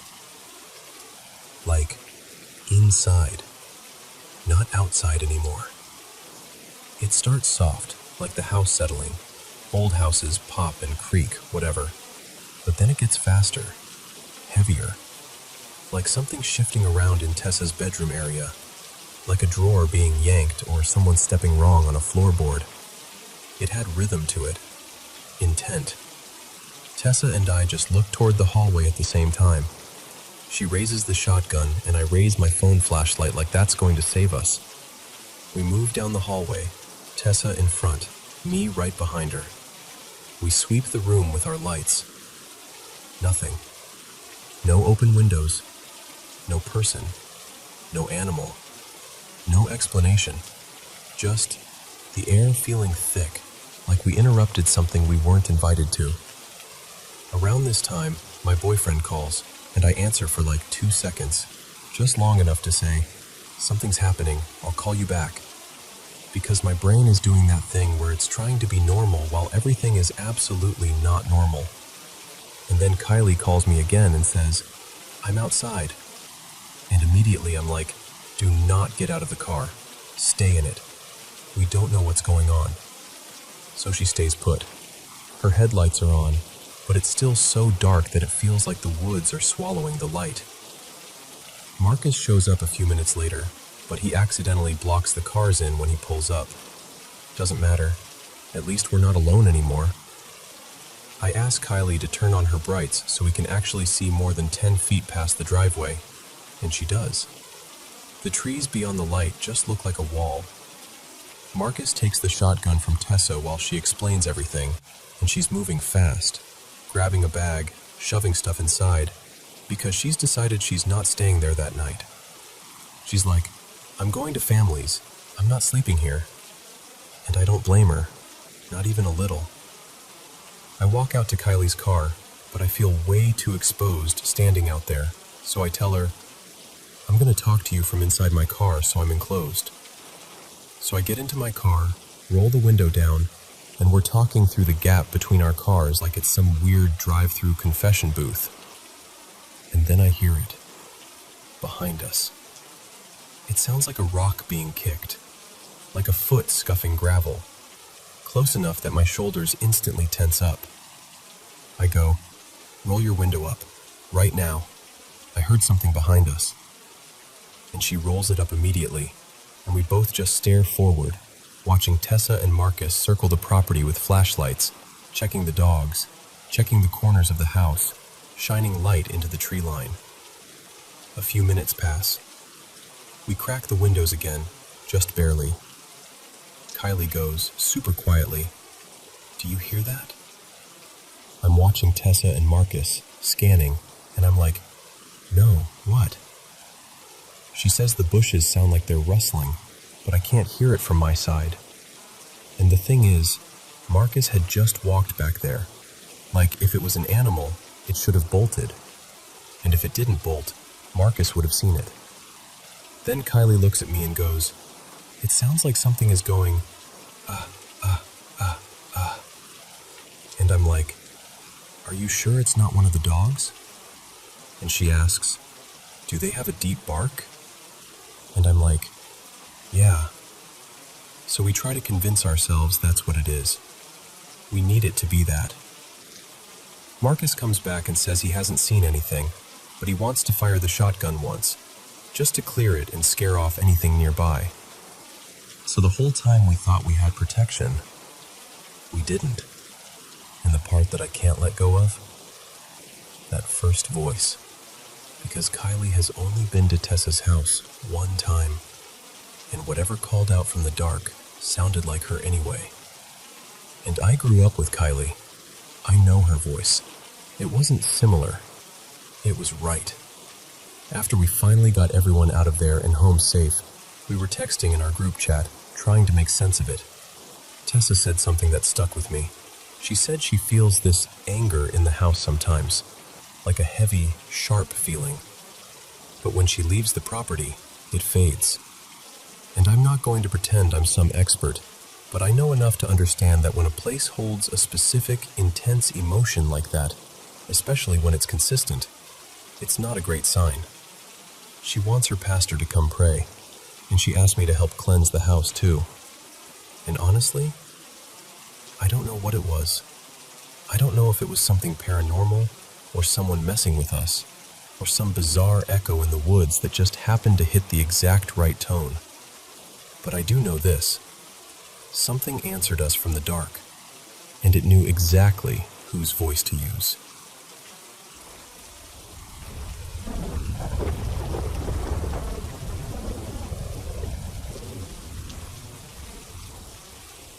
Hello, dear friends of the Paranormal M channel. Have you been having trouble sleeping lately? Don't worry, I'm right here, and I'm truly happy to help you drift off more easily. Thank you for listening and for sharing so many of your mysterious experiences with me. I genuinely love and appreciate what I do. Drop a comment and tell me where you're tuning in from. Now turn on your bedside lamp, get comfy in bed, and let's dive into today's mysterious stories. Oh, and don't forget to subscribe and turn on notifications. So, this was my sophomore year of college, 1991, give or take, and I was still living in the dorms on campus. Most of the semester started off totally normal, busy, loud, kind of chaotic in that fun college way. And then, early November hit, and things got weird. I was living in this older dorm building, no air conditioning, the kind where you learn real fast how to improvise comfort. My roommate at the time, Renee, had this electric typewriter. Old school, heavy, definitely not the kind that does anything unless it's plugged into the wall. One night she unplugs it so she can plug in her lamp, and we're just doing our usual winding down routine, talking, shuffling around, whatever. Maybe 10 minutes later, that typewriter starts typing. Not tapping, not shifting. Typing. Renee wasn't at her desk. Nobody was. And here's the creepy part. There wasn't even any paper in it. But the ribbon still left ink impressions on the roller like it was trying to print on nothing. We leaned in and could actually read the message. It said, "Maya is a whore." Now, honestly, my first reaction was to laugh because, really? If some mysterious spirit is trying to terrify you, that's the insult it goes with? It felt weirdly childish. But Renee did not laugh. She went pale and just stared at it like her brain couldn't compute what was happening. And the thing is, after everything else that started happening, it stopped being funny.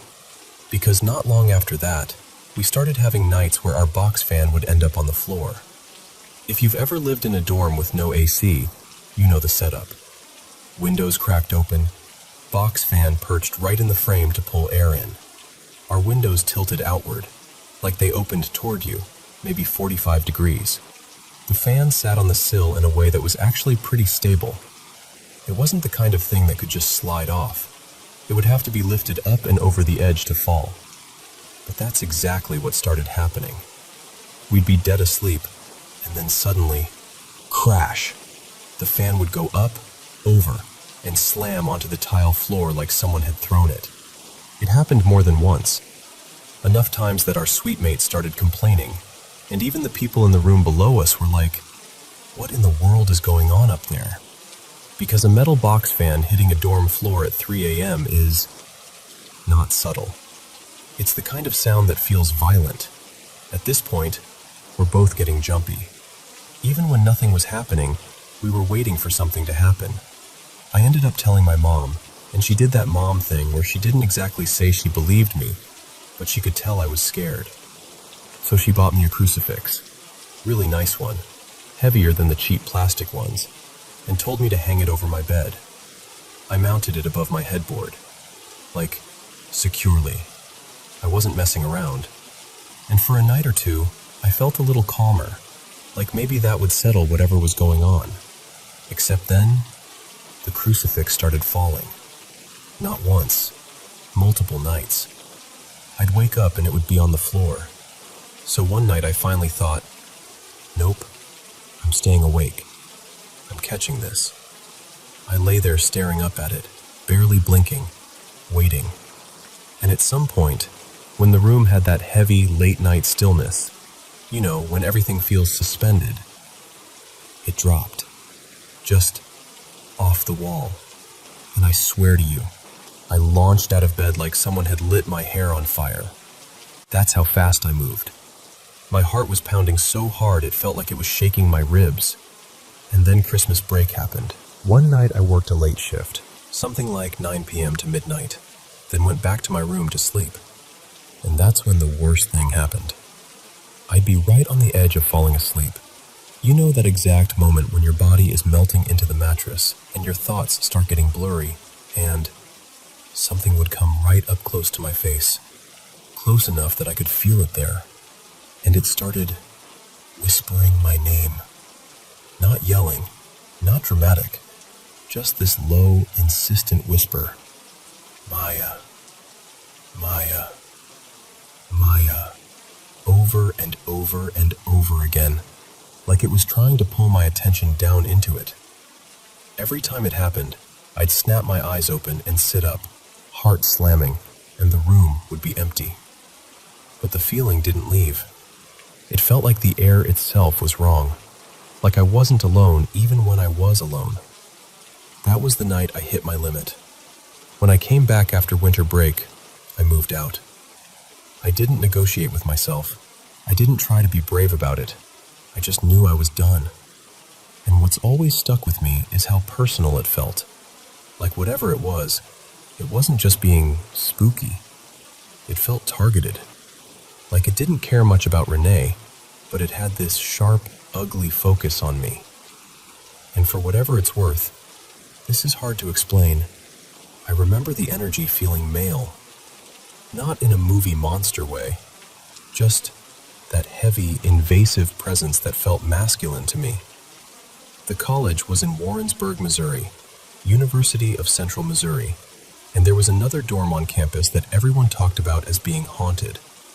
People had stories for years, but the building we were in, Hudson Hall, wasn't the one with the reputation.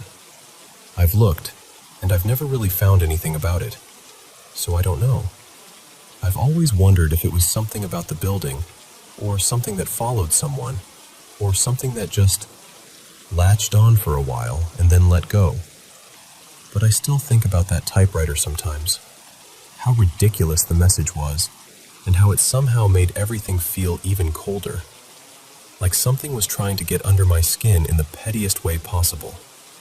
And honestly, even now, all these years later, I still can't tell you what it was. I just know what it felt like to live through it, and how quickly dorm life stopped feeling like a normal college memory and started feeling like something I survived.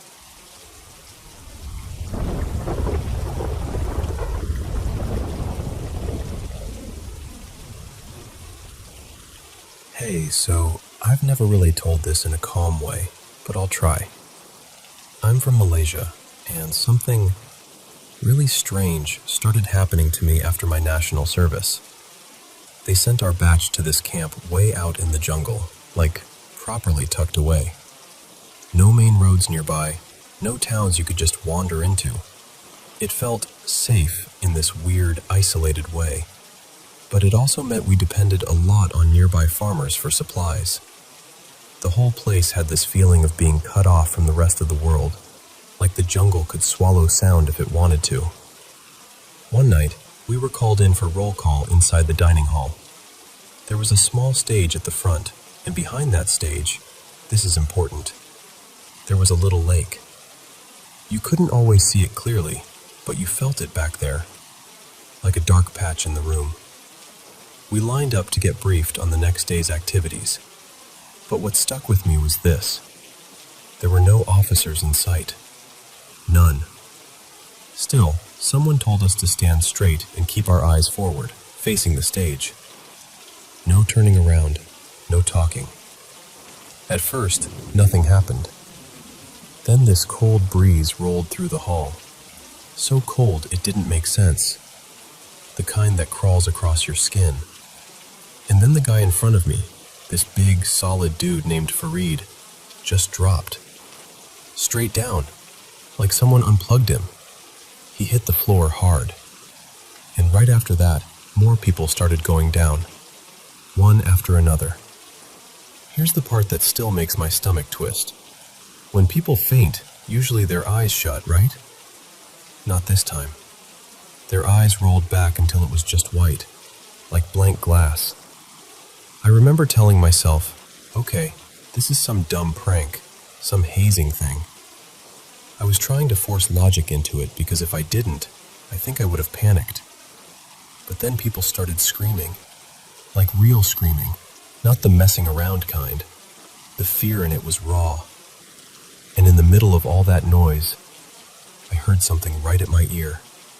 Not loud, not clear like someone talking beside you, more like a voice inside the space around you. It said, Uno, kill. I swear, the second I registered the word, it felt like my thoughts got yanked downward, and I blacked out. And no, it wasn't just me. That's the thing. It didn't happen to me alone. A lot of us had the same missing chunk of time, the same confused fear afterward, like we'd all been pushed through the same dark doorway and dumped back out. When it finally ended, nobody even argued or asked questions. We just walked back to the barracks like we were sleepwalking. Usually at night, there'd be people joking around, some guys sneaking cigarettes, others showering before bed. That night, nothing. Everyone looked drained, quiet, like our bodies didn't have any extra energy left for being human. After lights out, I lay on my bunk facing the window. It wasn't fully open, but the glass was old and kind of warped, so the outside looked like it was underwater. That's when I saw them. Two small figures, kids maybe, peeking up over the window frame. Not pressing their faces to the glass, not waving, not curious, just staring. Locals around that area used to talk about orang bunyan, and I'd always laughed it off before, like, okay, sure, jungle elves. But what I saw that night, whether it was that or something else, didn't feel like folklore. It felt personal. Their eyes were the worst part. Too still, too focused. Like they weren't looking at my face, they were looking through me. After that, the nightmares started. Night after night. Same feeling. Being watched. Being cornered. Waking up sweaty with my heart hammering like I'd been running. And this is going to sound weird, but I started doing something just to cope. Before sleeping, I'd take a pen and draw a pair of eyes on scrap paper. Not a full face, just the eyes. Over and over. Like if I put them on paper first, maybe they wouldn't come looking for me in the dark. Months went by, and we eventually graduated. I thought, okay, done. I survived. I'm out. I really believed once I left the jungle, it would stop. But a while later, I went back to the old camp with a friend, Hazik, just to pick up some leftover stuff. We wandered toward the storage area where they kept old supplies and abandoned gear. Now, Malaysia doesn't really do cold the way other places do.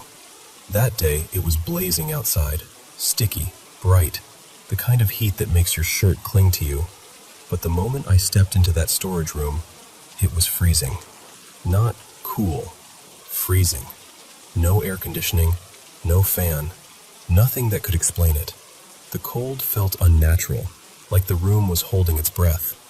We were looking around when a locker door clicked and slowly swung open. And inside, tucked in the back like someone had hidden it, was an old piece of paper. On it, a pair of eyes. The same shape, the same stare, the same feeling. Not mine. Someone else had drawn them too. That was the moment it hit me. Other recruits had seen something. Other people had tried to cope the same way. I wasn't imagining it. I wasn't the only one being followed by that feeling. It's been years now, and honestly, that night still hasn't fully left me. And here's what's stranger than everything I've said so far. Ever since that incident, I sometimes catch glimpses of things. Shadowy figures in corners. Movement where there shouldn't be any. That sense of someone standing just out of sight. At first, it terrified me, but over time, it became familiar. Not friendly exactly, just present, like they're around, and I've stopped fighting the fact that they are. So yeah, the question that keeps circling in my head is this. Did that night in the dining hall, whatever happened near that lake, open something up? Like, did I bring something back with me? Or worse, did something notice me and decide not to stop watching?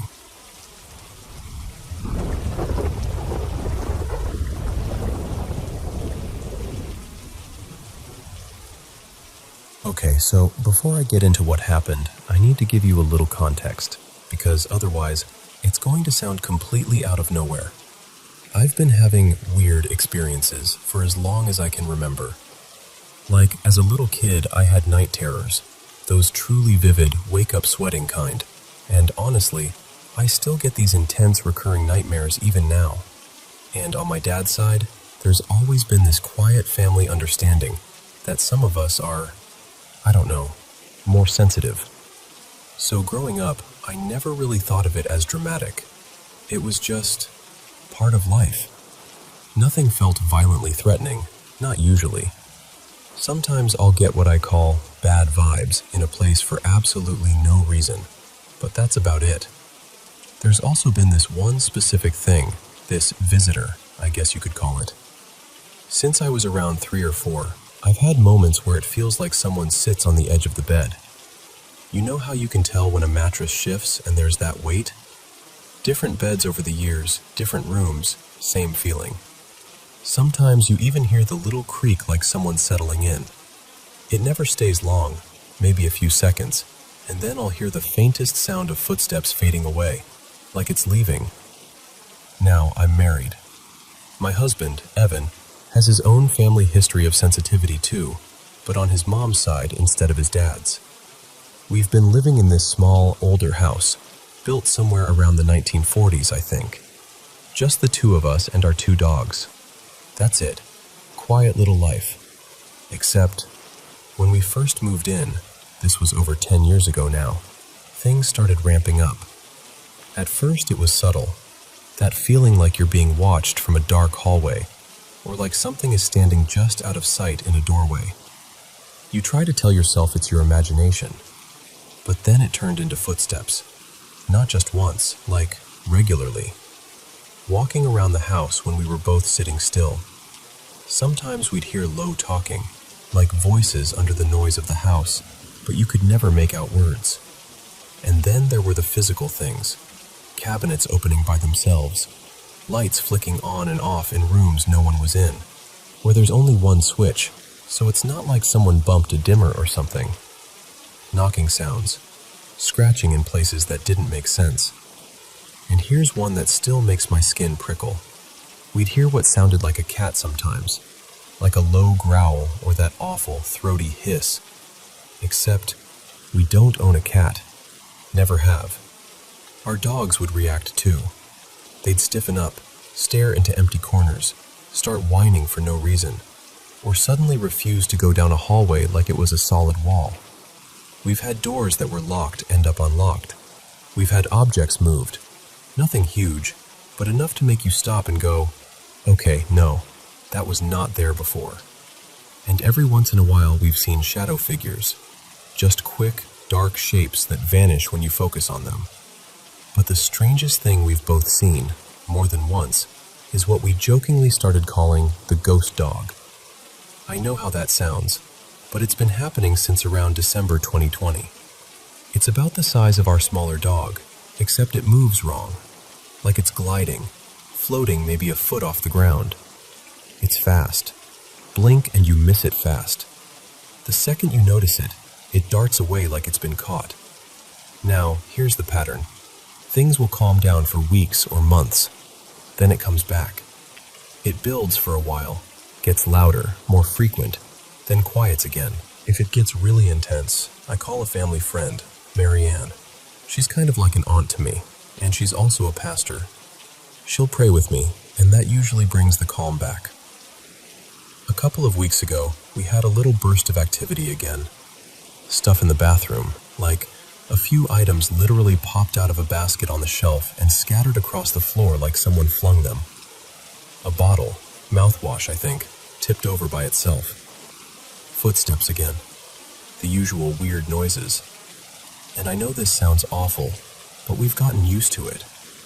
We mostly ignore it now. We do the prayers, we keep living, we don't feed it fear. But then last night happened, and this was different, because it involved my dog. I need you to understand, this dog is my whole heart. Her name is Poppy, and she's my pride and joy. She's not dramatic, she's not jumpy, she's not the type to fake a reaction. She's also crate trained, and she sleeps in her crate at night without any issues. Last night she was completely normal when I put her to bed. Calm, sleepy, typical Poppy. I went into the bedroom, got comfortable, and I had literally just laid down when she let out this sharp, sudden scream. Not a bark, not a yelp, a scream. The kind she only makes if she's in real pain. Evan shot up immediately and went to check on her.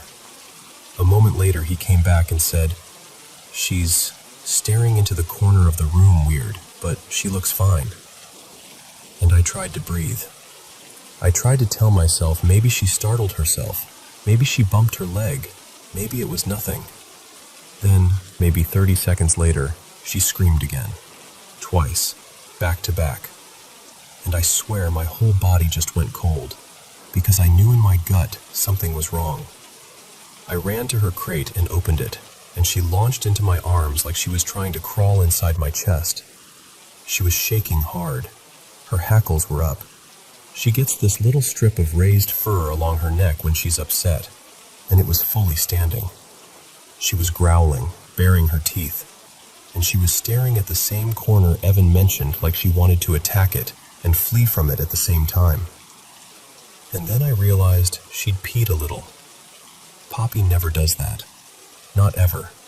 Not in fear, not in excitement, nothing. So that, more than anything, made me feel sick, because it meant she was genuinely terrified. In that moment, I wasn't thinking about ghost dogs or footsteps or cabinets anymore. I was thinking, something tried to hurt her. I carried her into the bedroom and put her on the bed with us, but she wouldn't settle. She sat upright, rigid, staring at the doorway, doing this low, warning growl like she was guarding us. Her hair was still raised, her whole posture screaming, "Don't sleep, don't look away." It took maybe half an hour, maybe longer, for me to even get her to lay down under the blanket. And even then she kept snapping her head up, listening. Today, she's totally normal, eating fine, wagging, acting like nothing happened. But I can't shake last night, because I've never seen her like that. Not once. Not in all the years I've had her. And I'll be honest, I'm scared in a way I haven't been before. When it's just footsteps or noises, you can brush it off. You can roll your eyes and pray and move on. But if something in this house is willing to scare my dog like that, or worse, then it feels like it's crossed a line. And we do believe in darker things. Not just spirits in the harmless, quirky sense. We believe some things mean harm. And I don't want to get to a point where I'm afraid to take my eyes off my dog because I can't protect her every second of the day. So, yeah, that's where I'm at.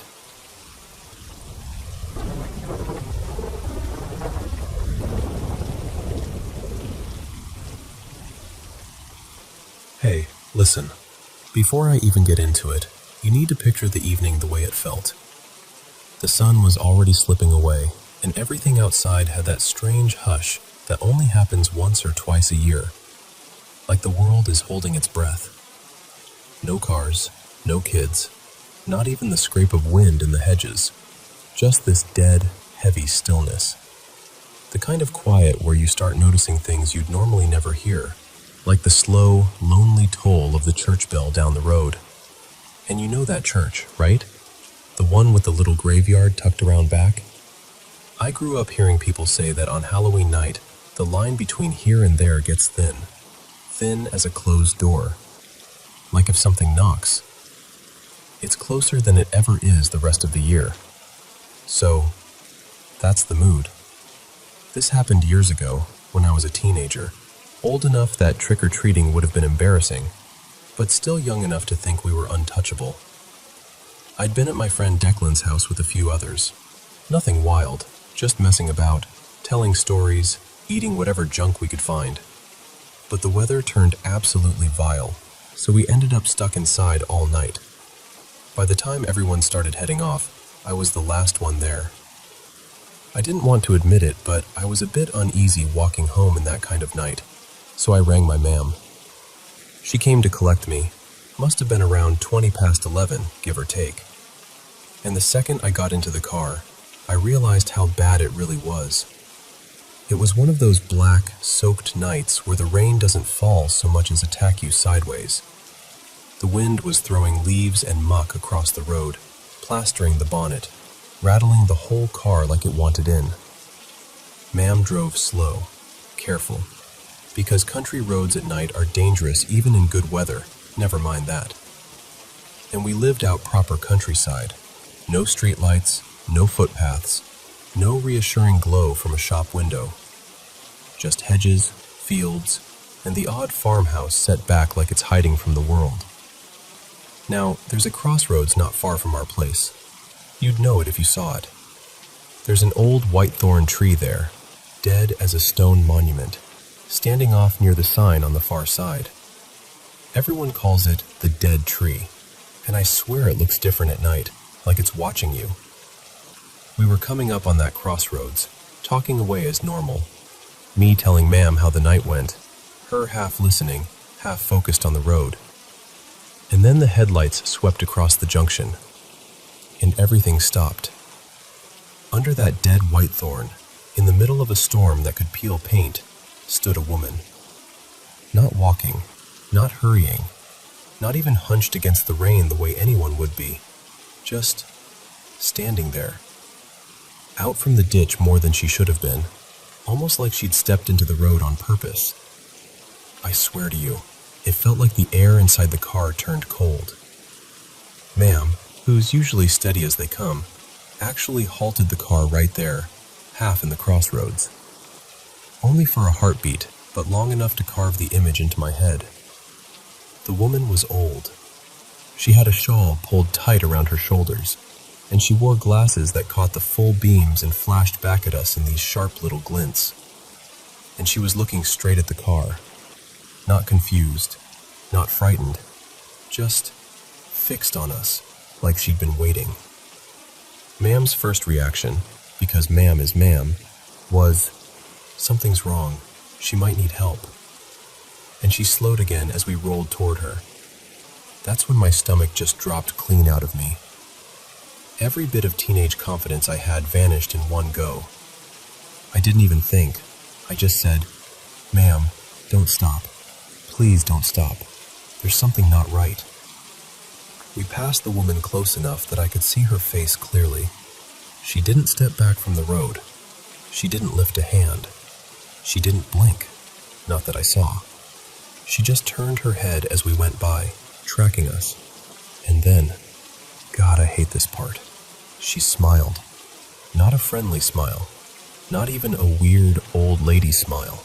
It was stretched, like it didn't belong on her face, like someone had put it there and forgotten how to take it off. Her shawl was clasped right under her chin, tight like she was keeping herself wrapped up inside it. And those glasses, those glinting lenses, kept catching the light as she stared in through Ma'am's window. And then, as the car moved past, she turned to keep looking. She turned further than felt normal, like she wasn't going to let us go until she'd watched us disappear. And I couldn't look away. I stared right back, frozen, watching her twist around until she was facing the back window, still holding that grin, still looking at me as if she knew me. We drove on. Our house was barely down the road, maybe a third of a mile. We were inside within minutes, but I didn't feel any safer. Ma'am came in fast, pale, and called my dad, Ronan, telling him to come home immediately. Then she told me to lock the door. And then she left again, straight back out into the storm. So there I was, alone in the sitting room, knees pulled up, listening to the wind batter the house, straining for any sound that didn't belong. Every creak, every branch scraping, every gust made my heart jump. I kept picturing her standing under that dead tree, deciding whether or not to follow. When Ma'am and Dad finally came back, they were quiet. The kind of quiet adults get when they've seen something they don't want to talk about. No sign of the woman. Dad, he was in the guards at the time, called it in. They had a squad car come out and search the roads. They even rang a local care home and checked if anyone was missing. Everyone was accounted for. Nothing. No footprints. No reports. No explanation. A few days later, an elderly neighbor passed away, and people muttered the usual things about omens and Halloween and bad nights. but I honestly don't think it was connected. She was a lovely woman, and she looked nothing like what I saw under that tree. And that's the worst part, really, because I don't know if she was just a real person in a strange moment, or if she was something else entirely. All I know is this: I still see her sometimes when I'm driving at night, when the rain is hitting sideways and the hedges are black as ink. That dead whitethorn, that grin, those glasses flashing back at me. And I hope, genuinely, I hope, I never meet her on the road again. Anyway, it's taken me a while to tell you this, and while I've been talking, the night has gone from nearly Halloween to Halloween itself. So, happy Halloween. And if you hear a knock, maybe don't be too quick to answer.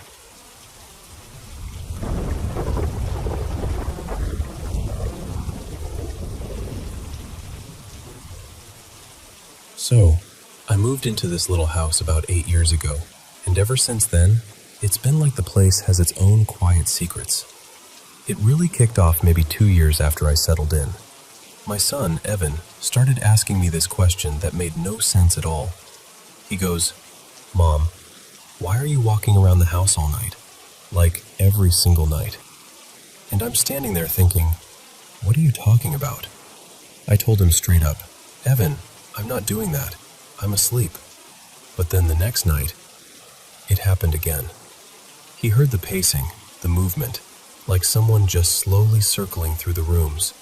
And this time, he'd had enough. He swung his bedroom door open, ready to catch me, ready to say, "I told you it was you."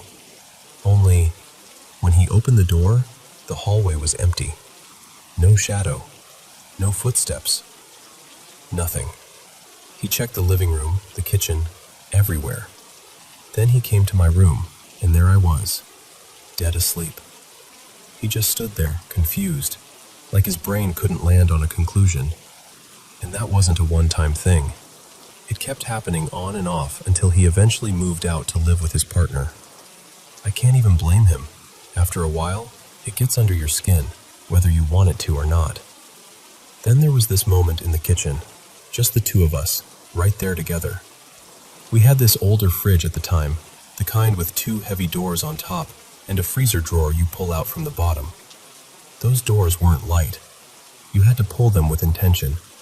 And I'm telling you, out of nowhere, the left fridge door just, wham, flung open by itself. Not creaked, not slowly drifted like maybe it wasn't shut right. It opened like someone yanked it. Evan and I just stared at each other, wide-eyed. And weirdly, I wasn't scared. I was amazed. Like, did you just see that? Because there was no logic that fit. See, I've had odd things happen my whole life. Little flashes of the unexplainable. Soft blue or violet orbs near the bed. Doors clicking open or easing shut. Footsteps when nobody's there. Voices in that half-heard way that makes you question your own ears. And I know how that sounds. I do. But honestly, those things never terrified me. They always felt curious, like the world was bigger than we pretend it is. But then, after Evan moved out, something started happening that actually did scare me. I began waking up at exactly 3:30 in the morning, over and over, to these insanely bright, strobing lights outside my bedroom window. I live on a small island, so it's quiet, and I don't really use heavy curtains, just light lace ones, the kind that let moonlight through. And these lights would blast right through them, lighting up the room, especially the wall I'm facing when I wake up. It wasn't steady light. It pulsed, sharp and rhythmic, like a strobe, bright enough that the whole room felt awake, bright enough that my eyes would snap open like something had yanked me out of sleep. And every time, it was 3:30. The first few times, I felt terrified, and that surprised me, because I'm usually the kind of person who leans in toward the strange. Normally, I'd be fascinated, but this wasn't fascination. This was this deep, instinctive fear, like my body knew something my mind didn't. So I'd do the only thing I could think to do. I'd hide under the covers and wait until it stopped. Just like a kid, honestly. Like, if I can't see it, it can't see me. But one night, I finally told myself, no, enough. I need to know what this is. So I sat up, heart pounding, and I went right to the window. And the second I looked out, nothing.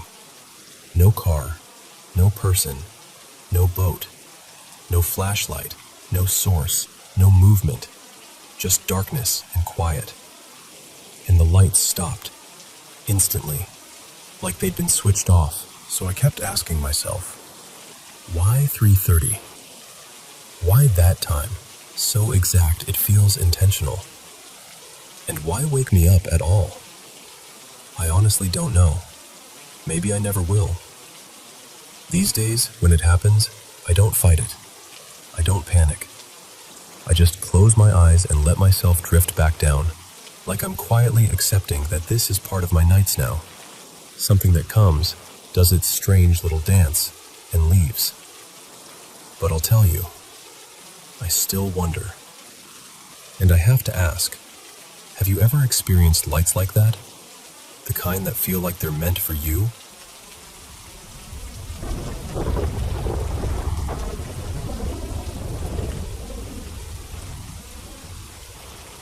So, I've been into the dark stuff for as long as I can remember. Creepy, weird, paranormal, all of it. When I was way too young to be watching any of it, I somehow ended up seeing Child's Play and Night of the Living Dead as my first two horror movies. And instead of being traumatized like a normal person, I was completely hooked. As I got older, I branched out from just horror films and started binging anything that smelled like high strangeness. UFO sightings, cryptid stories, demon lore, you name it. But here's the thing. I've never been the type to just believe because something sounds spooky. I'm a show-me kind of person. Open-minded, sure, but skeptical.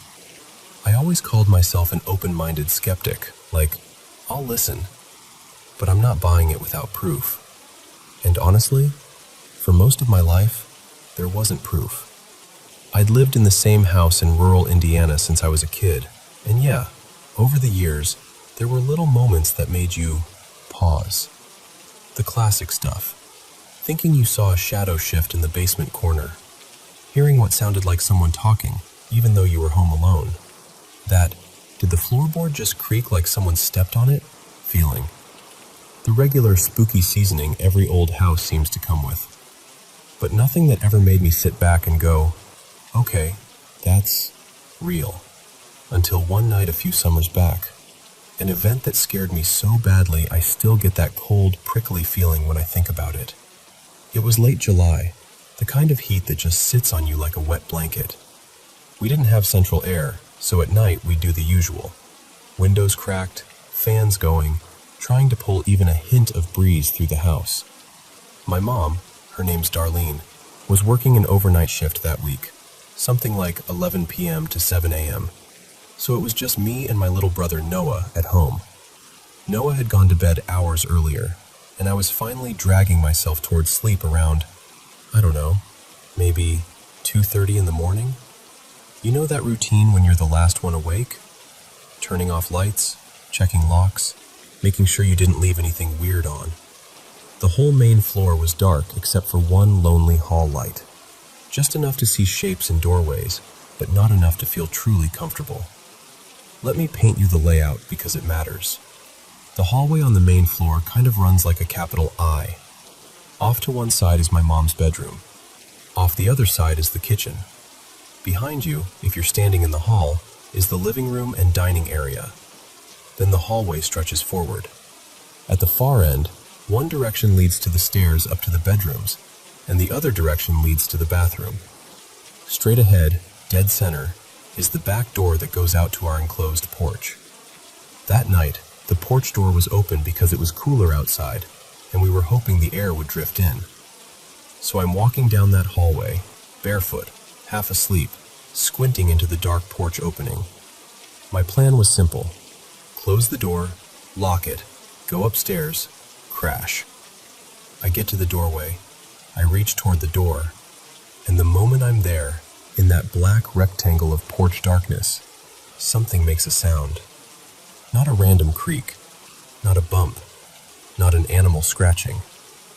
A voice, right there. It sounded like someone was right up on the other side of the door, like their face was inches away from the gap. And it wasn't a clear sentence. It was this urgent, breathy, mumbled rush of words, like the way people sound in movies when they're chasing an elevator and the doors are closing. Wait, no, no, no. That's the closest I can describe it. Like pleading, like panic. Someone is out there. I froze for half a heartbeat, just long enough for every hair on my arms to lift. And then, this part is what really sticks with me. I felt a rush of air come toward me, like something moved fast in my direction, pushing cold air ahead of it. I didn't stop to think. I didn't try to be brave. Pure instinct took over. I slammed the porch door shut with everything I had, like I was trying to break it off the hinges, and I ran. I ran down the hallway so fast I nearly slipped, and I went straight into the kitchen and grabbed the first thing that felt like protection, a knife from the block. My heart was pounding so hard it felt like it was shaking my ribs, and I remember standing there in the dark kitchen, just out of view of the back door, holding that knife like it was going to do anything at all, listening for footsteps, for the porch door handle to jiggle, for someone to curse under their breath. Anything. But there was nothing.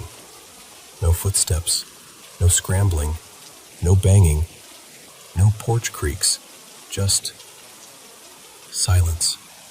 The kind of silence that feels wrong because your body is screaming that something should be happening next. I stayed like that for a while. 5 minutes? 10? I don't know. Time does weird things when you're scared. Then I started moving through the house, checking windows, peering into dark rooms, trying to spot a shape outside. I even went into my mom's room and looked out her window, because from there you could see part of the porch. Nothing. Not a shadow. Not a person. Not movement. And the whole time, no sound at all. No retreat. No evidence. Eventually, after pacing around like a trapped animal and convincing myself that if someone had been out there, I would have heard them leave, I crept back toward the hallway. I turned the hall light off. Now the house was completely dark. I stood by the porch window and stared at the back door. It was shut. The lock was still in place.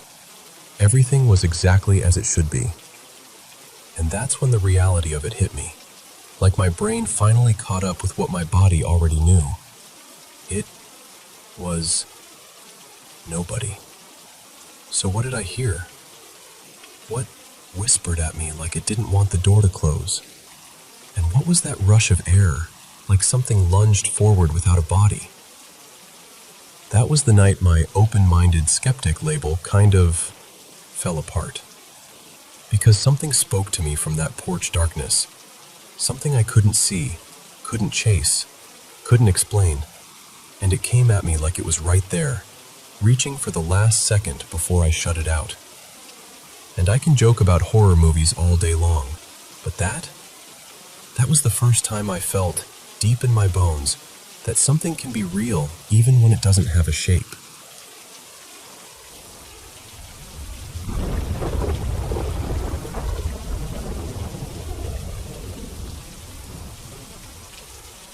Okay, so let me tell you about something that genuinely rattled me, because even thinking about it now makes my skin prickle a little.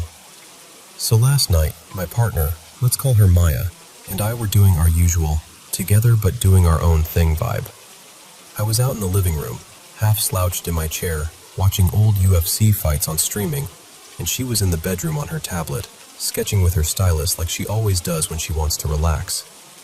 At some point, my eyes started doing that heavy lid thing where you're not asleep yet, but your body is already negotiating with gravity. And Maya comes out to check on me. She leans in and goes, real gentle, like she doesn't want to startle me. "Hey, you should come to bed." And I'm like, Yeah, give me a minute. I'll be right there. I tell myself I'm going to watch just 10 more minutes. You know how that goes. But then, maybe 5 minutes later, she calls out again. Only this time, her voice sounds different. Not angry, just confused. She goes, "Did you go into the bathroom?" And I sit up a little because the question is so random. I'm like, "No, I've literally been sitting right here since you came out." And she pauses, and then she says, super matter of fact, like she's reporting the weather, "I just saw you walk into the bathroom." I laugh a little at first, because what do you even say to that? I'm like, "Maya, I didn't get up. I swear. I haven't moved." And that's when she starts explaining, slowly, carefully, like she's replaying it frame by frame in her head. She tells me she was standing near the edge of our bed, facing the doorway, and she saw someone moving down the hall the way I move when I'm sore, kind of stiff, like a tired shuffle. And she says she couldn't tell at first, but then she caught part of a face, my forehead, the shape of my nose, that pale skin right under the eyes. But the rest of the person was wrong, like it was too dark, like it didn't fully have a body the way it should have. And she says, "I watched it turn and walk into the bathroom." So I'm sitting there staring at her, waiting for the punchline, but she's dead serious. Then she adds this part that made my stomach drop.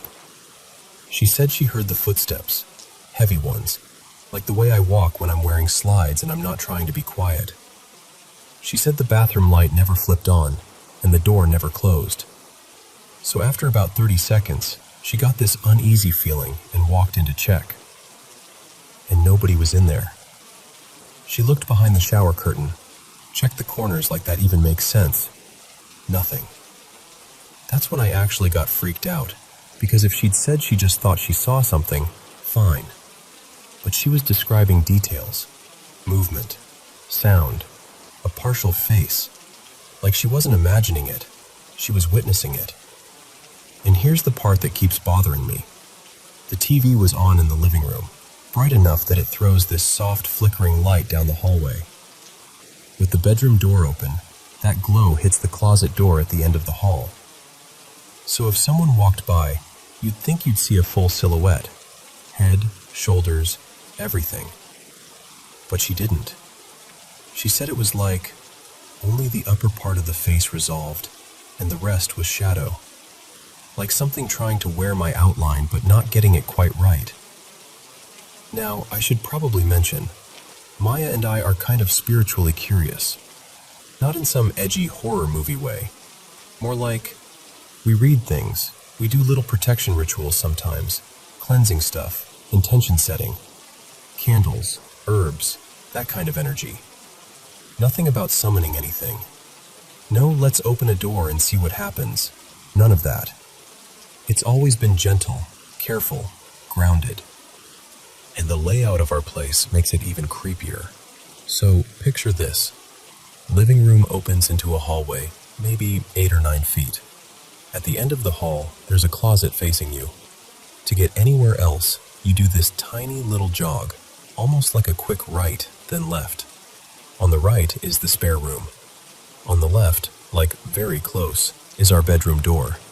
And then immediately beside our bedroom door, just a step away, is the bathroom.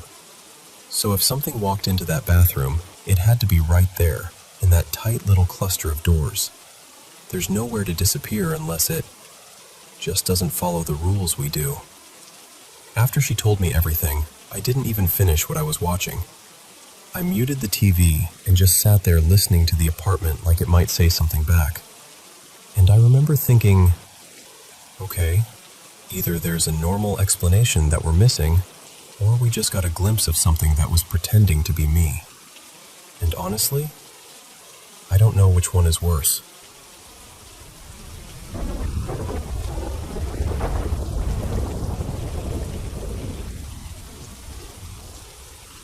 Okay, I need to tell you what's been happening because it honestly made me feel like I was losing my mind for a minute. So, I'm 28, and I've never had sleep paralysis. never had anything weird at night. I'm usually the kind of person who knocks out and stays out. No insomnia history, nothing. But a few weeks ago, I decided I was finally going to cut back hard on smoking weed. Like, actually commit to it.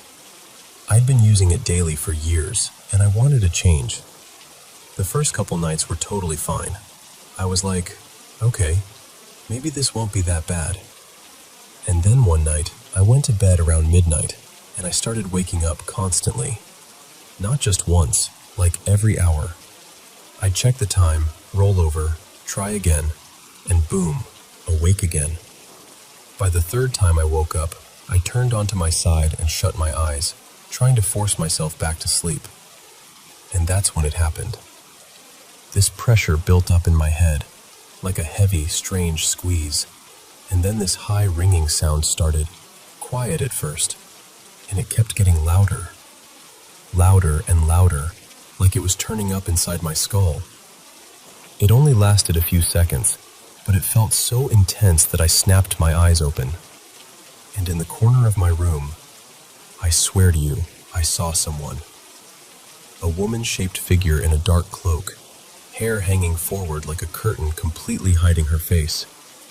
And next to her were two other shapes, tall, shadowy, almost like people but not quite solid, just there. My whole body went cold. I slammed my eyes shut and I started whispering, no, repeating like a mantra. I don't consent. You are not welcome here. You need to leave. Over and over. It was the only thing I could think to do. Like if I said it enough times, it would protect me. And when I finally got the courage to open my eyes again, the corner was empty. But I wasn't okay. My heart was pounding so hard it felt like it was trying to claw out of my chest. I was drenched in sweat, like I'd run a mile. I didn't fall asleep for a long time after that. I just lay there, staring at the room like it might happen again. A few nights later, I woke up in the middle of the night and felt that same head pressure starting again. The same ringing beginning to rise, like it was warming up. This time, I didn't even look.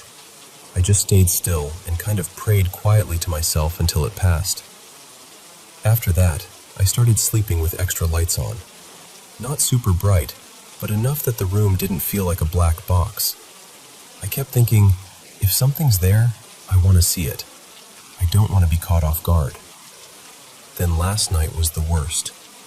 I'd been tossing and turning for what felt like forever, barely sleeping. I woke up again, and the pressure hit harder than before, like someone tightened a band around my head. And when I shut my eyes, I started seeing these weird shapes and shifting patterns behind my eyelids, like shadows moving where shadows shouldn't be. I panicked, and I actually said out loud, like with my voice shaking, "Leave. Whatever you are, you're not welcome here. Go away." I didn't care how it sounded. I just needed it gone. And the thing that messes with me the most is, this only happens on nights when I don't smoke before bed. Like my body's used to it, and when I take it away, everything goes haywire. I'm trying to cut down for real, because I've been smoking multiple times a day for about 7 years, and now sleep feels like this scary place I don't want to go near. I've even tried taking melatonin, thinking maybe it'll knock me out and solve it, but it hasn't helped much. If anything, it just makes me feel drowsy and still anxious. So yeah, that's where I'm at. Lately, nighttime comes and I get this wave of anxiety like, what if that pressure starts again? What if I open my eyes and something's there? And I hate that, because sleep used to be the one place I felt safe.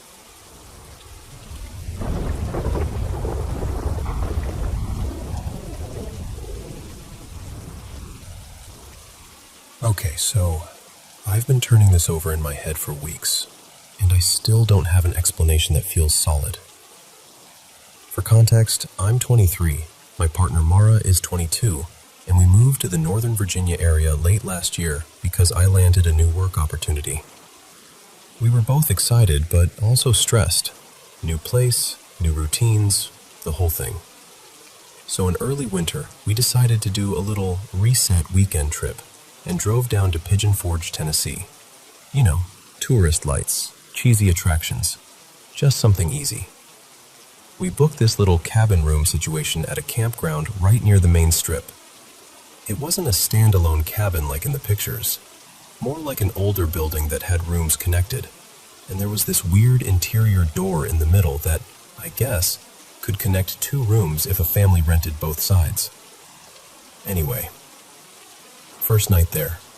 Mara's in the ensuite bathroom getting ready for bed, and I'm sitting on the bed scrolling on my phone. I get up, literally just to grab my charger, and I absolutely destroy my shin on the bed frame. Like, full force. I drop to my knees. I'm making the saddest wounded animal noises, and I'm pretty sure I teared up. Mara calls out from the bathroom like, "Babe, are you okay?" And I'm trying to sound tough, like, yeah, I'm fine. Just nailed my leg. But while I'm still down there, holding my shin and hissing through my teeth, I hear this whisper right behind my shoulder.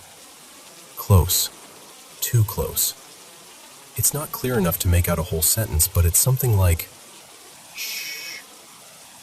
I swear my stomach dropped through the floor. I launch myself off the ground and basically teleport into the bathroom doorway, and Mara is already staring at me with these huge eyes. And she goes, immediately, "Did you just say something?" And I'm like, "No, did you? Because I just heard..." And she cuts me off like, "I heard it too." So now we're both standing there in the bathroom like two frightened cats trying to rationalize it. We start telling each other it has to be the neighbors. Maybe there were kids next door playing around. Maybe they heard me bang my shin and thought it was funny to whisper through the connecting door. Earlier, we'd seen a minivan in the lot, and it looked like a family was staying nearby. So I do the brave thing, meaning I do the shaky thing, and I walk over to that interior door. It has this round, kind of old-fashioned gold doorknob. I put my hand on it, and I'm about to turn it. And Mara goes, "Wait, what if it really is kids and we scare them? That would be so mean." And I'm like, "If it's kids, we'll just tell them to stop. I just want to know if this door actually opens into someone else's room, or if it's locked, or what." We debate it long enough that the adrenaline starts to fade into that weird, embarrassed, "Okay, maybe we're overreacting" feeling. So we decide not to open it. I even say, out loud, "We'll check it in the morning when they're gone. I just want to confirm it's even real." We wind down with some random cable TV until we fall asleep. Now here's where it gets seriously weird. Early morning, like that bluish, half-lit time where the world looks cold. I wake up just enough to register that Mara is getting up. She's going outside for a quick smoke. I'm in that foggy, half-awake state where you're not fully dreaming, but you're also not fully present. I hear the front door. I hear her come back in. I see her set her little smoking thing down on the dresser by the TV. And then she turns and looks at me, like she's checking whether I'm awake. Then she walks over to the interior connecting door, and she opens it. Mara stands there for a couple seconds, closes it, and then walks into the bathroom, and I drift right back to sleep, like instantly. A few hours later, maybe around 10-ish, we're both up for real, talking about breakfast and what we want to do that day.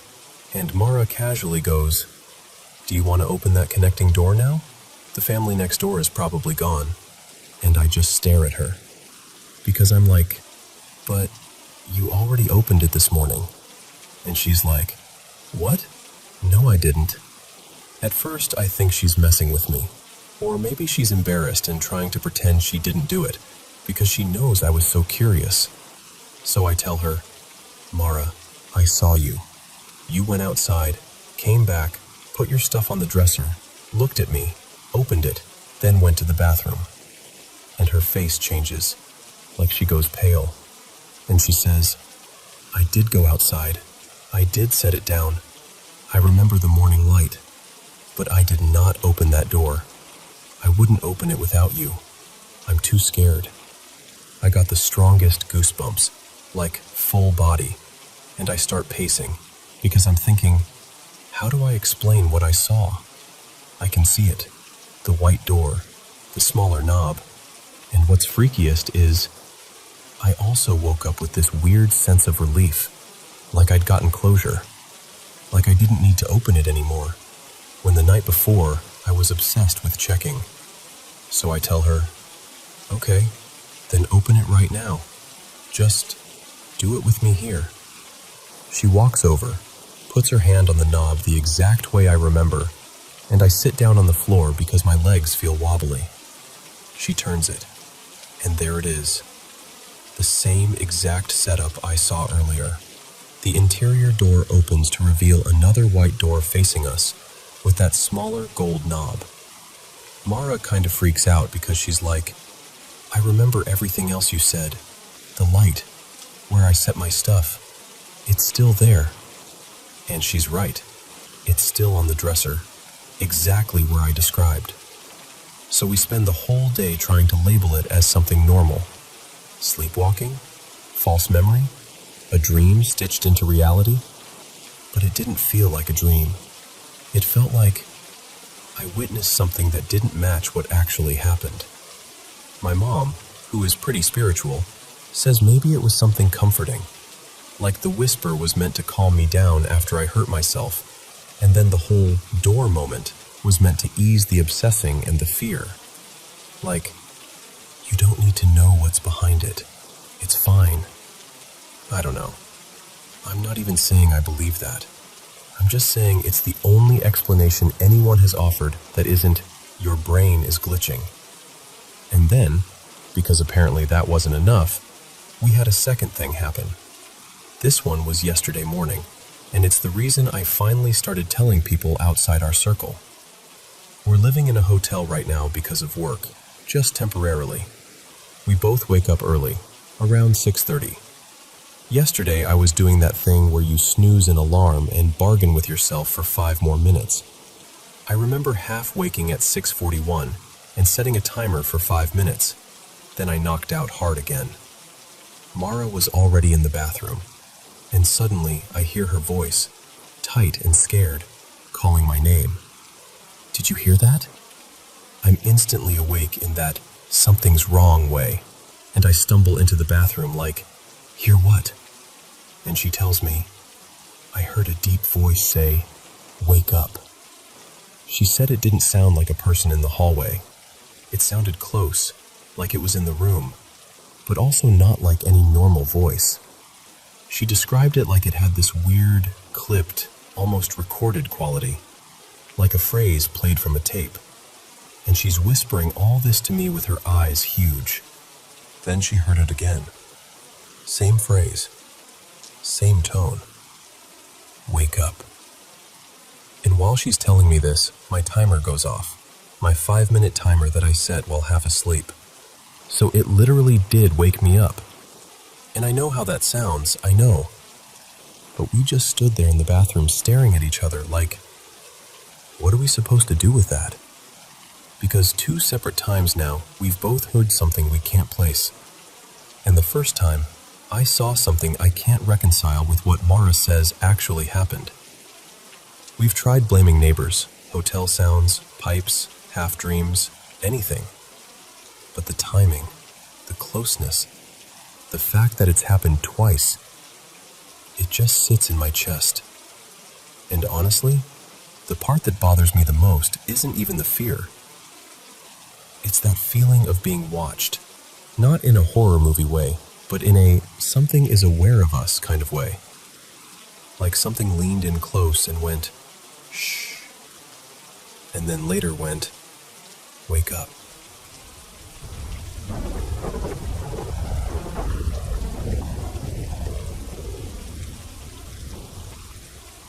So, I live out of the back of my truck. I bounce from seasonal job to seasonal job, and when I'm off the clock, I'm usually tucked away on public land. Forest roads, BLM stretches, state-managed spots, places where nobody bothers you as long as you respect the land. And I should probably say this up front. I've always been the kind of person who stays open to the unexplained. When I was 13, I had my first real, "oh my God, that was a spirit" kind of experience.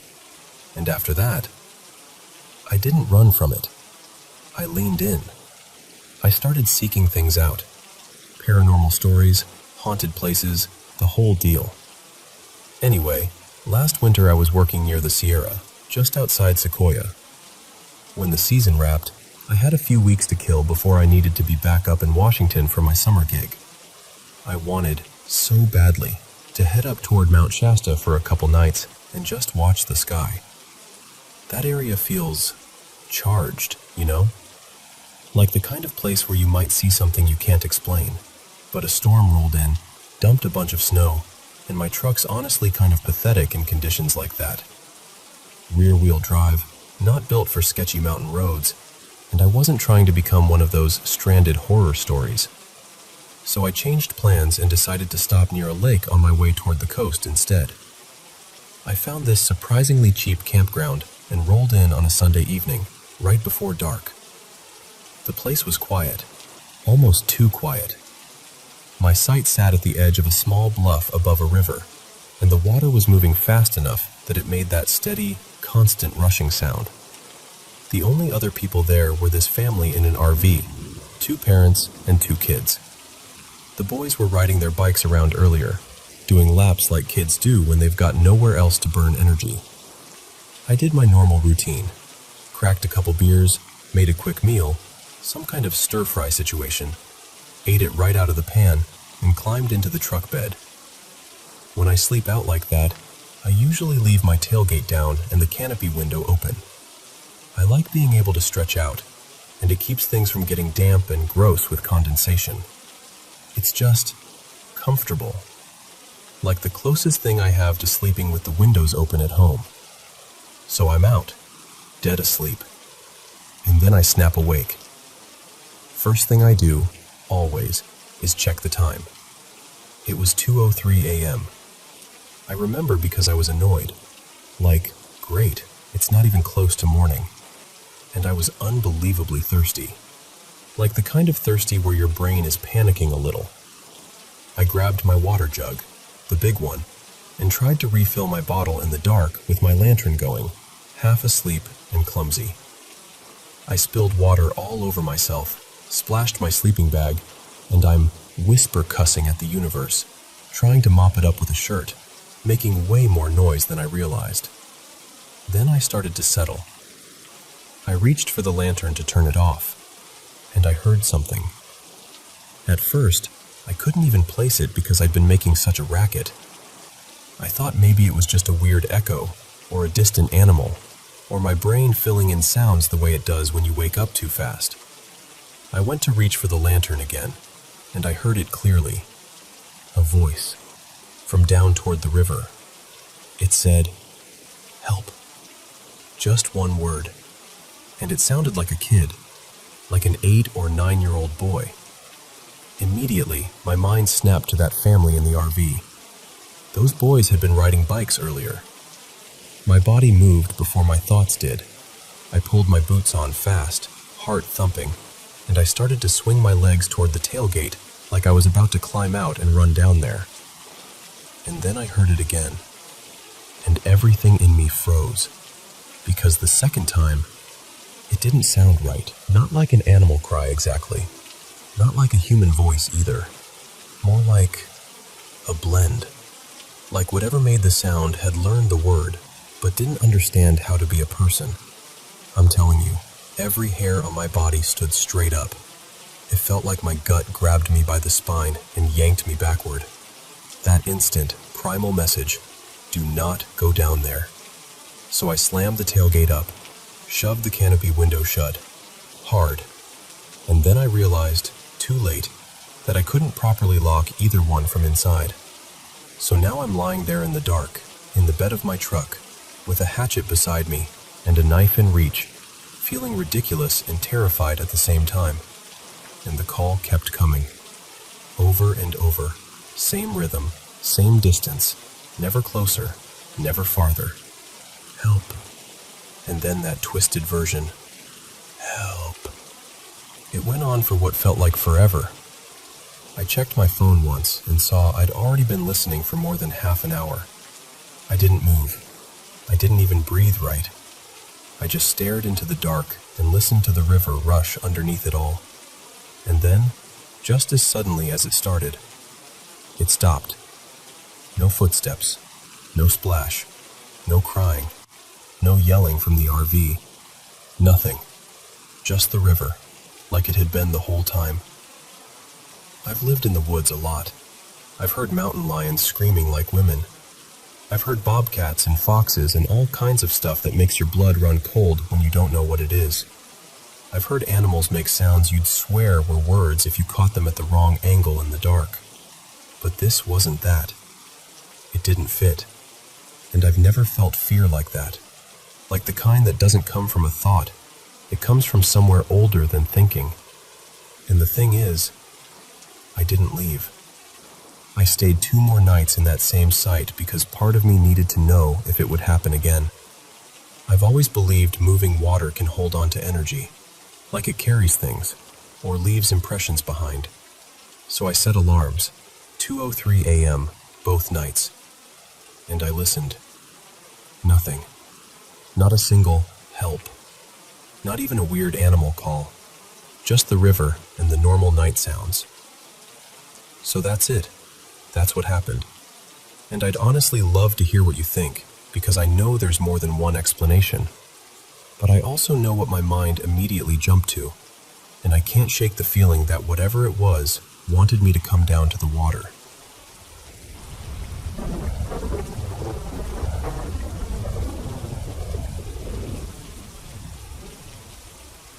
So, I work overnight at this store, right? And it's not a 24-hour place, so once the doors lock, it's just us employees in this big, quiet building.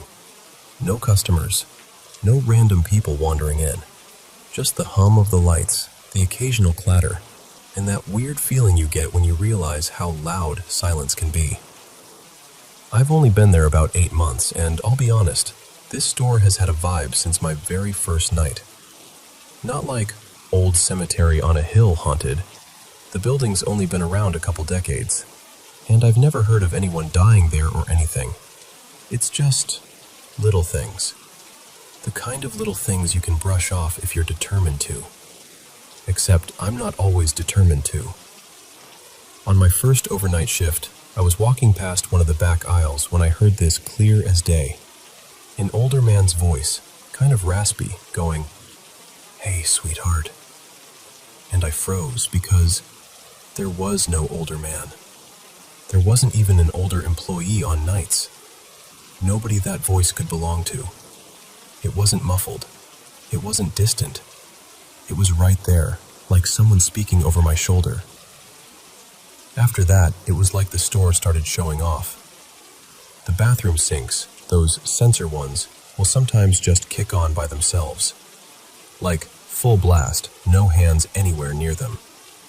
One night, I got so fed up I literally said out loud, "Okay, seriously, can you stop?" And I swear to you, it turned off immediately. Like it understood me. Like it was listening. Then there's the bread aisle. I've seen loaves slide off the shelf like someone flicked them. Not fall straight down, slide out and drop like they were nudged. Once, a bag actually popped off and landed way farther than it should have, like it got tossed. Not launched across the whole store or anything, but enough to make you go, "Come on." And I do believe in ghosts. I've lived in places where things happened. I've worked in buildings that had that heavy, watchful feeling. So I kept telling myself, all right, maybe it's just haunted. Weird, but whatever. But tonight was different. Before I tell you the big part, you need to understand something about the atmosphere at this job. Most nights, the energy is nasty. People are snippy, tense, complaining, like everyone walked in already irritated. It's this constant low-grade hostility that makes the whole shift feel longer than it is. And then tonight, it was almost pleasant. People were joking, being helpful, just lighter. It felt like we were all finally having a normal night for once. And that's why I think it noticed. Everything was going smooth until we were pulling a cardboard bale out of the baler. If you've never seen one, it's basically this giant compressed block tied with metal bands. Anyway, we're getting ready to move it, and suddenly every single band snaps, one after another. Just bang, bang, bang. Nobody was touching it. The pallet jack wasn't against it. There was no pressure on it. It didn't make sense. We all kind of jumped, then laughed it off like, okay, that was dramatic. I shrugged because stuff breaks. Fine. But after that, the night started feeling watched. So I'm like, cool, Evan's working prep. And I turned to keep walking. And that's when I hear the cart roll. I hear the door push open behind me, and I hear those wheels, squeaky, uneven, like one wheel doesn't want to cooperate. And I hear it coming up behind me, like he's about to follow me out. But I didn't hear footsteps. And Evan wears these heavy rain boots. Everyone knows his boots because you can hear him coming from halfway down an aisle. Thud, thud, thud, even on carpet. But behind me, no boot thuds, just the cart. And I don't know how to explain this part without sounding ridiculous, but something in my body, like pure instinct, went, don't turn around. Not fear exactly, just this strong, immediate knowing that I wasn't supposed to look. So I didn't. I kept walking like everything was normal, even though my skin was prickling. I told myself maybe I just missed the sound. Maybe the cart was closer than I thought. Maybe... whatever. I finished the walk. A few minutes later, I went to the front doors to unlock them for the employees on break outside, so they could come back in. We keep the building locked down overnight, so they have to knock or wait for someone to let them in. I unlock the doors, and the first person who walks in is Evan. And I swear my stomach dropped because he's coming in from the parking lot. He'd been sitting in his car on break. He hadn't been inside for at least 15 minutes. And there he is, in those same heavy boots, thudding across the entryway like a walking drum. So I'm standing there trying to keep my face normal, and I'm like, hey, were you just in food prep? And he looks at me like I'm crazy and goes, no, I've been outside. So then I'm thinking maybe someone else was in there. Maybe I saw the wrong person. Maybe... But no. I ask him, did you have someone with you back there? He says, nope, I'm alone tonight. I ask other employees. I ask people working close enough to have seen that prep room door. I ask, was anyone behind me back there? Did you see Evan in prep? And they all say no. One of them even says, I didn't see anyone come out. And that's when my brain starts doing that awful thing where it tries to fix reality by blaming you. Like maybe I imagined it. Maybe I'm exhausted. Maybe I'm stressed. Maybe... But I know what I saw. I saw his hat, his uniform, his jacket. I heard the boxes hitting the cart. I heard that cart roll up behind me. I heard the door open. Just no footsteps. And I've dealt with ghosts before. I'm not someone who panics over a shadow in the corner, but I have never had something mimic a living person like that. Not that clearly, not that convincingly. And now I can't stop thinking about the mood tonight. How good it was. How peaceful it felt for once. And then it's like something tried to yank the tension back into the room, snapping bands, pulling this weird little performance in the prep area, making me second guess what I know is true. It feels like it's feeding off the environment, like it wants people uneasy, paranoid, arguing, like it can't stand it when things are calm. And I hate admitting this, but I keep thinking, if it can look like Evan, then what else can it look like? Because that wasn't just haunted store stuff. That felt like something pretending, like something wearing a person for a minute. And the worst part is, I keep replaying it, trying to prove it to myself, and it just makes me feel like I'm losing it. Like I'm going crazy. But I'm not. I know what I saw.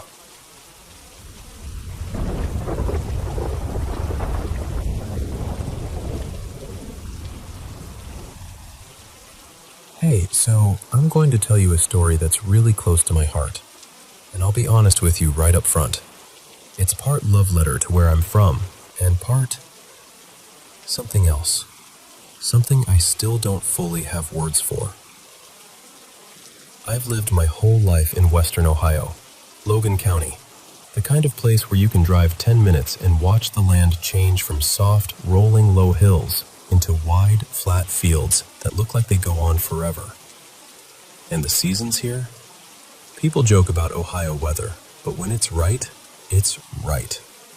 Spring is bright and muddy. Summer is thick and loud with cicadas. Fall smells like smoke and leaves, and winter can make the whole world feel like it's holding its breath. Growing up, I was always the kid who liked history. Not just the big textbook stuff, more like the bones of a place. The stories that get passed down, and the stories that don't. And around here, there's a lot that doesn't get talked about. Where I'm from, people mention Native history like it's a footnote, something you see on a roadside sign or a tourist brochure.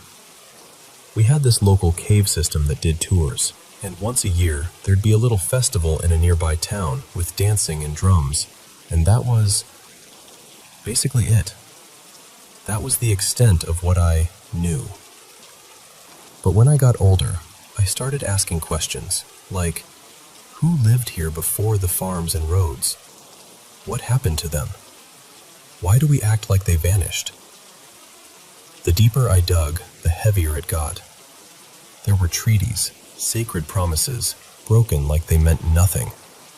There were raids and retaliations, and blood spilled on land that's now somebody's cornfield or backyard. And there was this one settler.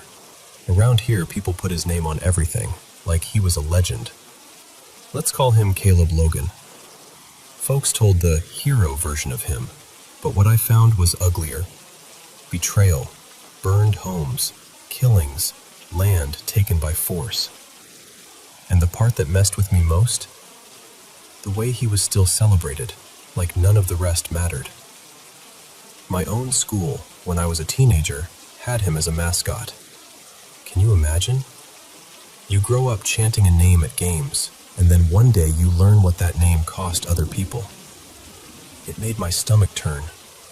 It still does. Anyway, that's the backdrop. That's the soil this whole thing grows out of. When I was 13, my mom married a local guy, Darren, a farmer with quiet eyes and hands that always smelled like diesel and hay. We moved out of town and onto his place, and at first, I hated leaving the streets I knew, the friends I could walk to, the feeling of being close to everything. But I also loved animals. So when I realized I could finally have chickens and maybe a dog and space to run without somebody yelling, something in me lit up. The farm looked like a postcard, a big red barn, long fence lines, a garden that took half the summer to tame, cows out in the pasture, and chickens scratching the yard like they owned it. For a while, it felt like a fresh start. Then we started learning things. We did a little research, old maps, library records, local talk. And we found out the property sat near what had once been an execution site. Not just for one side either. It was the kind of place where different groups hurt each other over and over until the land itself felt marked. And there was something else. On an old map, the woods behind our pasture had a name written in faded ink. Sorrow Hill. Not the official name you'd see on a modern map, more like what people used to call it when they didn't want to walk there alone. I'm telling you all this because when the strange things started happening, it didn't feel random. It felt like the farm had a memory, and I'd moved right into it. First encounter. So, picture me doing the world's worst chore. cleaning the henhouse. I'm in the barn with a pitchfork, half complaining, half proud because those were my chickens and I loved them. I shovel, I scrape, I grumble, and then I step out the side door with a load of manure, turning my body to toss it. And there's a dog just a few feet away. Only it isn't a dog. It looks kind of like a coyote, but bigger, tall, tan, too lanky, and still. Not curious still either. More like it had been there the whole time and was just letting me notice. I froze so hard it felt like my face went numb. And I remember thinking very clearly, if I move, it'll move. We stared at each other. 5 seconds maybe. Long enough that the whole world narrowed down to its eyes. Then it turned its head, slow, deliberate, and walked away. But the way it walked, it was wrong. Like the motion didn't match the body. Like watching an old computer animation where something moves through the world instead of in it. And then it went right through the fence. Not under it, not between boards. Through it. And the chickens, right there, scratching and clucking, didn't react. Not even a pause. Like they couldn't see it at all. I dropped the pitchfork and ran into the house shaking. Mom tried to calm me down, told me it had to be some kind of coy dog, some odd angle, some trick of light. But I saw what I saw. And you don't forget the feeling of your body turning cold like that. Second encounter. I've always loved fishing, even when there's nothing to catch. I would have fished a puddle if you handed me a pole. One afternoon, I begged Darren to tell me where the nearest creek was, and he said there was one way back in the woods. I grabbed my tackle box like it was Christmas morning and headed out, alone. I was nervous, sure, but excited enough to ignore it. Getting there meant crossing 2 steep pastures and pushing through thorny brush. I slipped more than once. I found a janky little gate held together with twisted wire, unhooked it, and followed a narrow path that looked like it only remembered being a path. Then I found the creek, and it was pathetic. 2 inches deep, muddy, no fish, barely even moving. I tried to cast anyway and ended up snapping my cheap rod like a fool. I wrapped the broken pieces with line, irritated and embarrassed, and started back. And that's when the woods went silent. Not quiet. Silent. Like someone hit a switch. 1 second there were birds and wind and summer noise, and the next it was nothing. No insects, no leaves, no sound of my own breath, even though I was breathing. And here's the part that makes my skin crawl. I didn't recognize where I was anymore. It felt like stepping from one room into another without noticing the doorway. I got this instant dread, like being watched by something tall and patient. I tried to cry and couldn't. I walked faster, then faster, telling myself I just needed to get to the fence line. And then I saw something ahead that made my stomach drop. One of those archery practice deer targets, foam body, except the head was torn clean off. And under a big tree beside it were neat little stacks of bones, arranged like somebody cared about how they looked. That's when I started whispering, "Jesus, help me. Please help me." Like it was the only rope I had left. As I moved, I felt, not saw, something huge behind me, like a shadow with weight. I didn't look back. I just kept going until the trees thinned and I stumbled out of the woods, on the opposite side of the farm. I ran home sobbing so hard I couldn't breathe. After that, I didn't go into those woods alone again for years. And even when I did, I kept the pasture behind me like a lifeline. Third encounter. This one's short, but it stuck, only they were black. Deep, dark black, like shadows on legs. I remember thinking, since when did we get black cows? And I ran inside to ask Mom. She looked at me like I'd lost it. "We haven't gotten any new cows." I went right back out, and they were gone. Not moved over the hill, not clustered behind the trees. Gone like they'd never been there. After that, I started counting our cows. Really counting. Every time. Fourth encounter. This isn't one moment. It's a pattern. And it's honestly the part that wore me down the most. Night on that farm didn't feel like regular night. It felt like the world outside the windows was active in a way we weren't invited to understand. We'd find animals dead in ways that didn't make sense. Blood drained, bodies otherwise untouched. Sometimes heads missing. We'd find snapped necks, like something hit them with sudden, brutal force. And then there was behavior. Wrong behavior. There was a raccoon Darren swore walked upright longer than it should have, bold as anything, and it got into our piglets. We lost more than we should have, and it didn't act like a scared animal. It acted like it belonged. We had a dog, sweet for years, who changed. Head low, eyes hard. It followed us like it didn't recognize us anymore. One day it attacked our other dog, and the decision that came after, it still hurts to think about.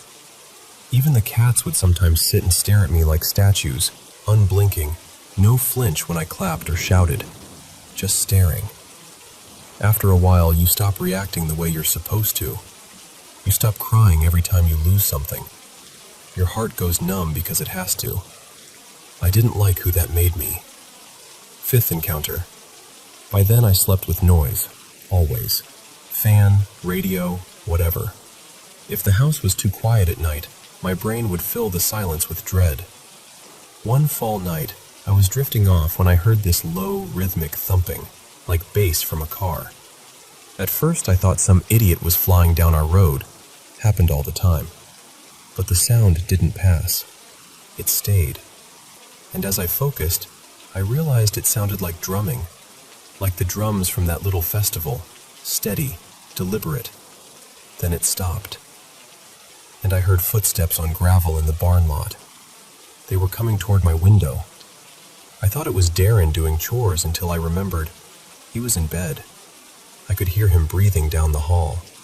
And then, right outside my window, something whispered through a little gap near the AC panel. Not English, not anything I recognized.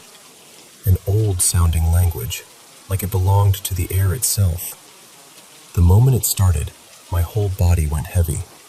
Cold washed over me, slow and thick, like my blood turned to syrup.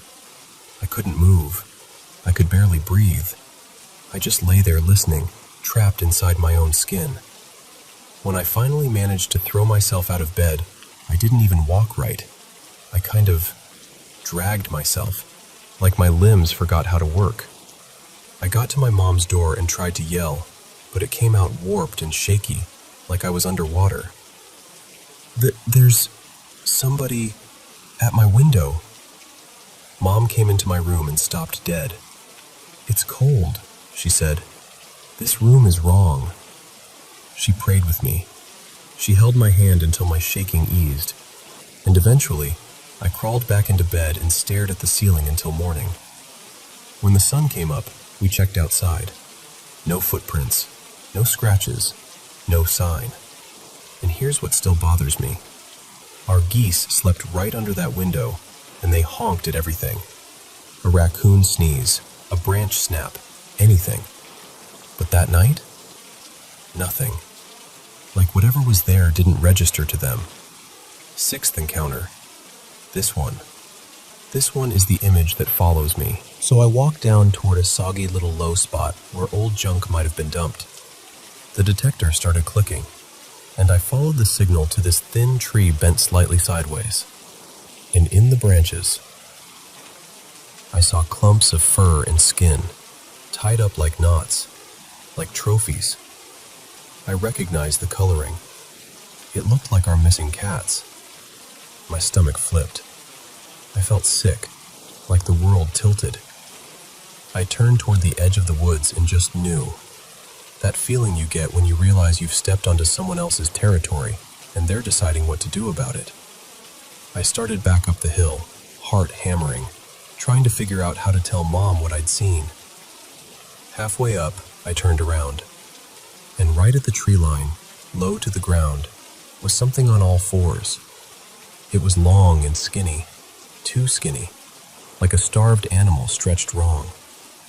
Its skin was pale, ash-colored, pulled tight over its body. And its head was human-shaped, but the face looked more like a skull wrapped in skin. The eyes were so deep-set I couldn't even see them clearly. The back legs were bowed in a way that reminded me of a frog, like it could spring without warning. I stood there in that split second where fear usually wins, and for once, just once, I felt something else rise up. Anger. Pure, blazing anger. Years of animals lost, nights ruined, my mom's grief, my own helplessness. Everything boiled up at once. I lifted my arm and shouted, "I know you're there!" And it reacted like I'd struck it. It jumped, fast, almost unreal, into the brush, and it was gone. I've never seen it again, and I've never gone into those woods to look for it. Not really. I'm not brave like that. I'm not stupid like that. But in that moment, I needed it to know I wasn't just prey in my own home. And listen, I'm not telling you this to convince you of anything. I'm not trying to win an argument about what's possible. I'm telling you because it shaped me, because it was my childhood, because the place I love, my beautiful Ohio, my 4 seasons, my wide fields, also holds shadows people don't want to name. And sometimes I wonder if the land remembers everything. Sometimes I think it does.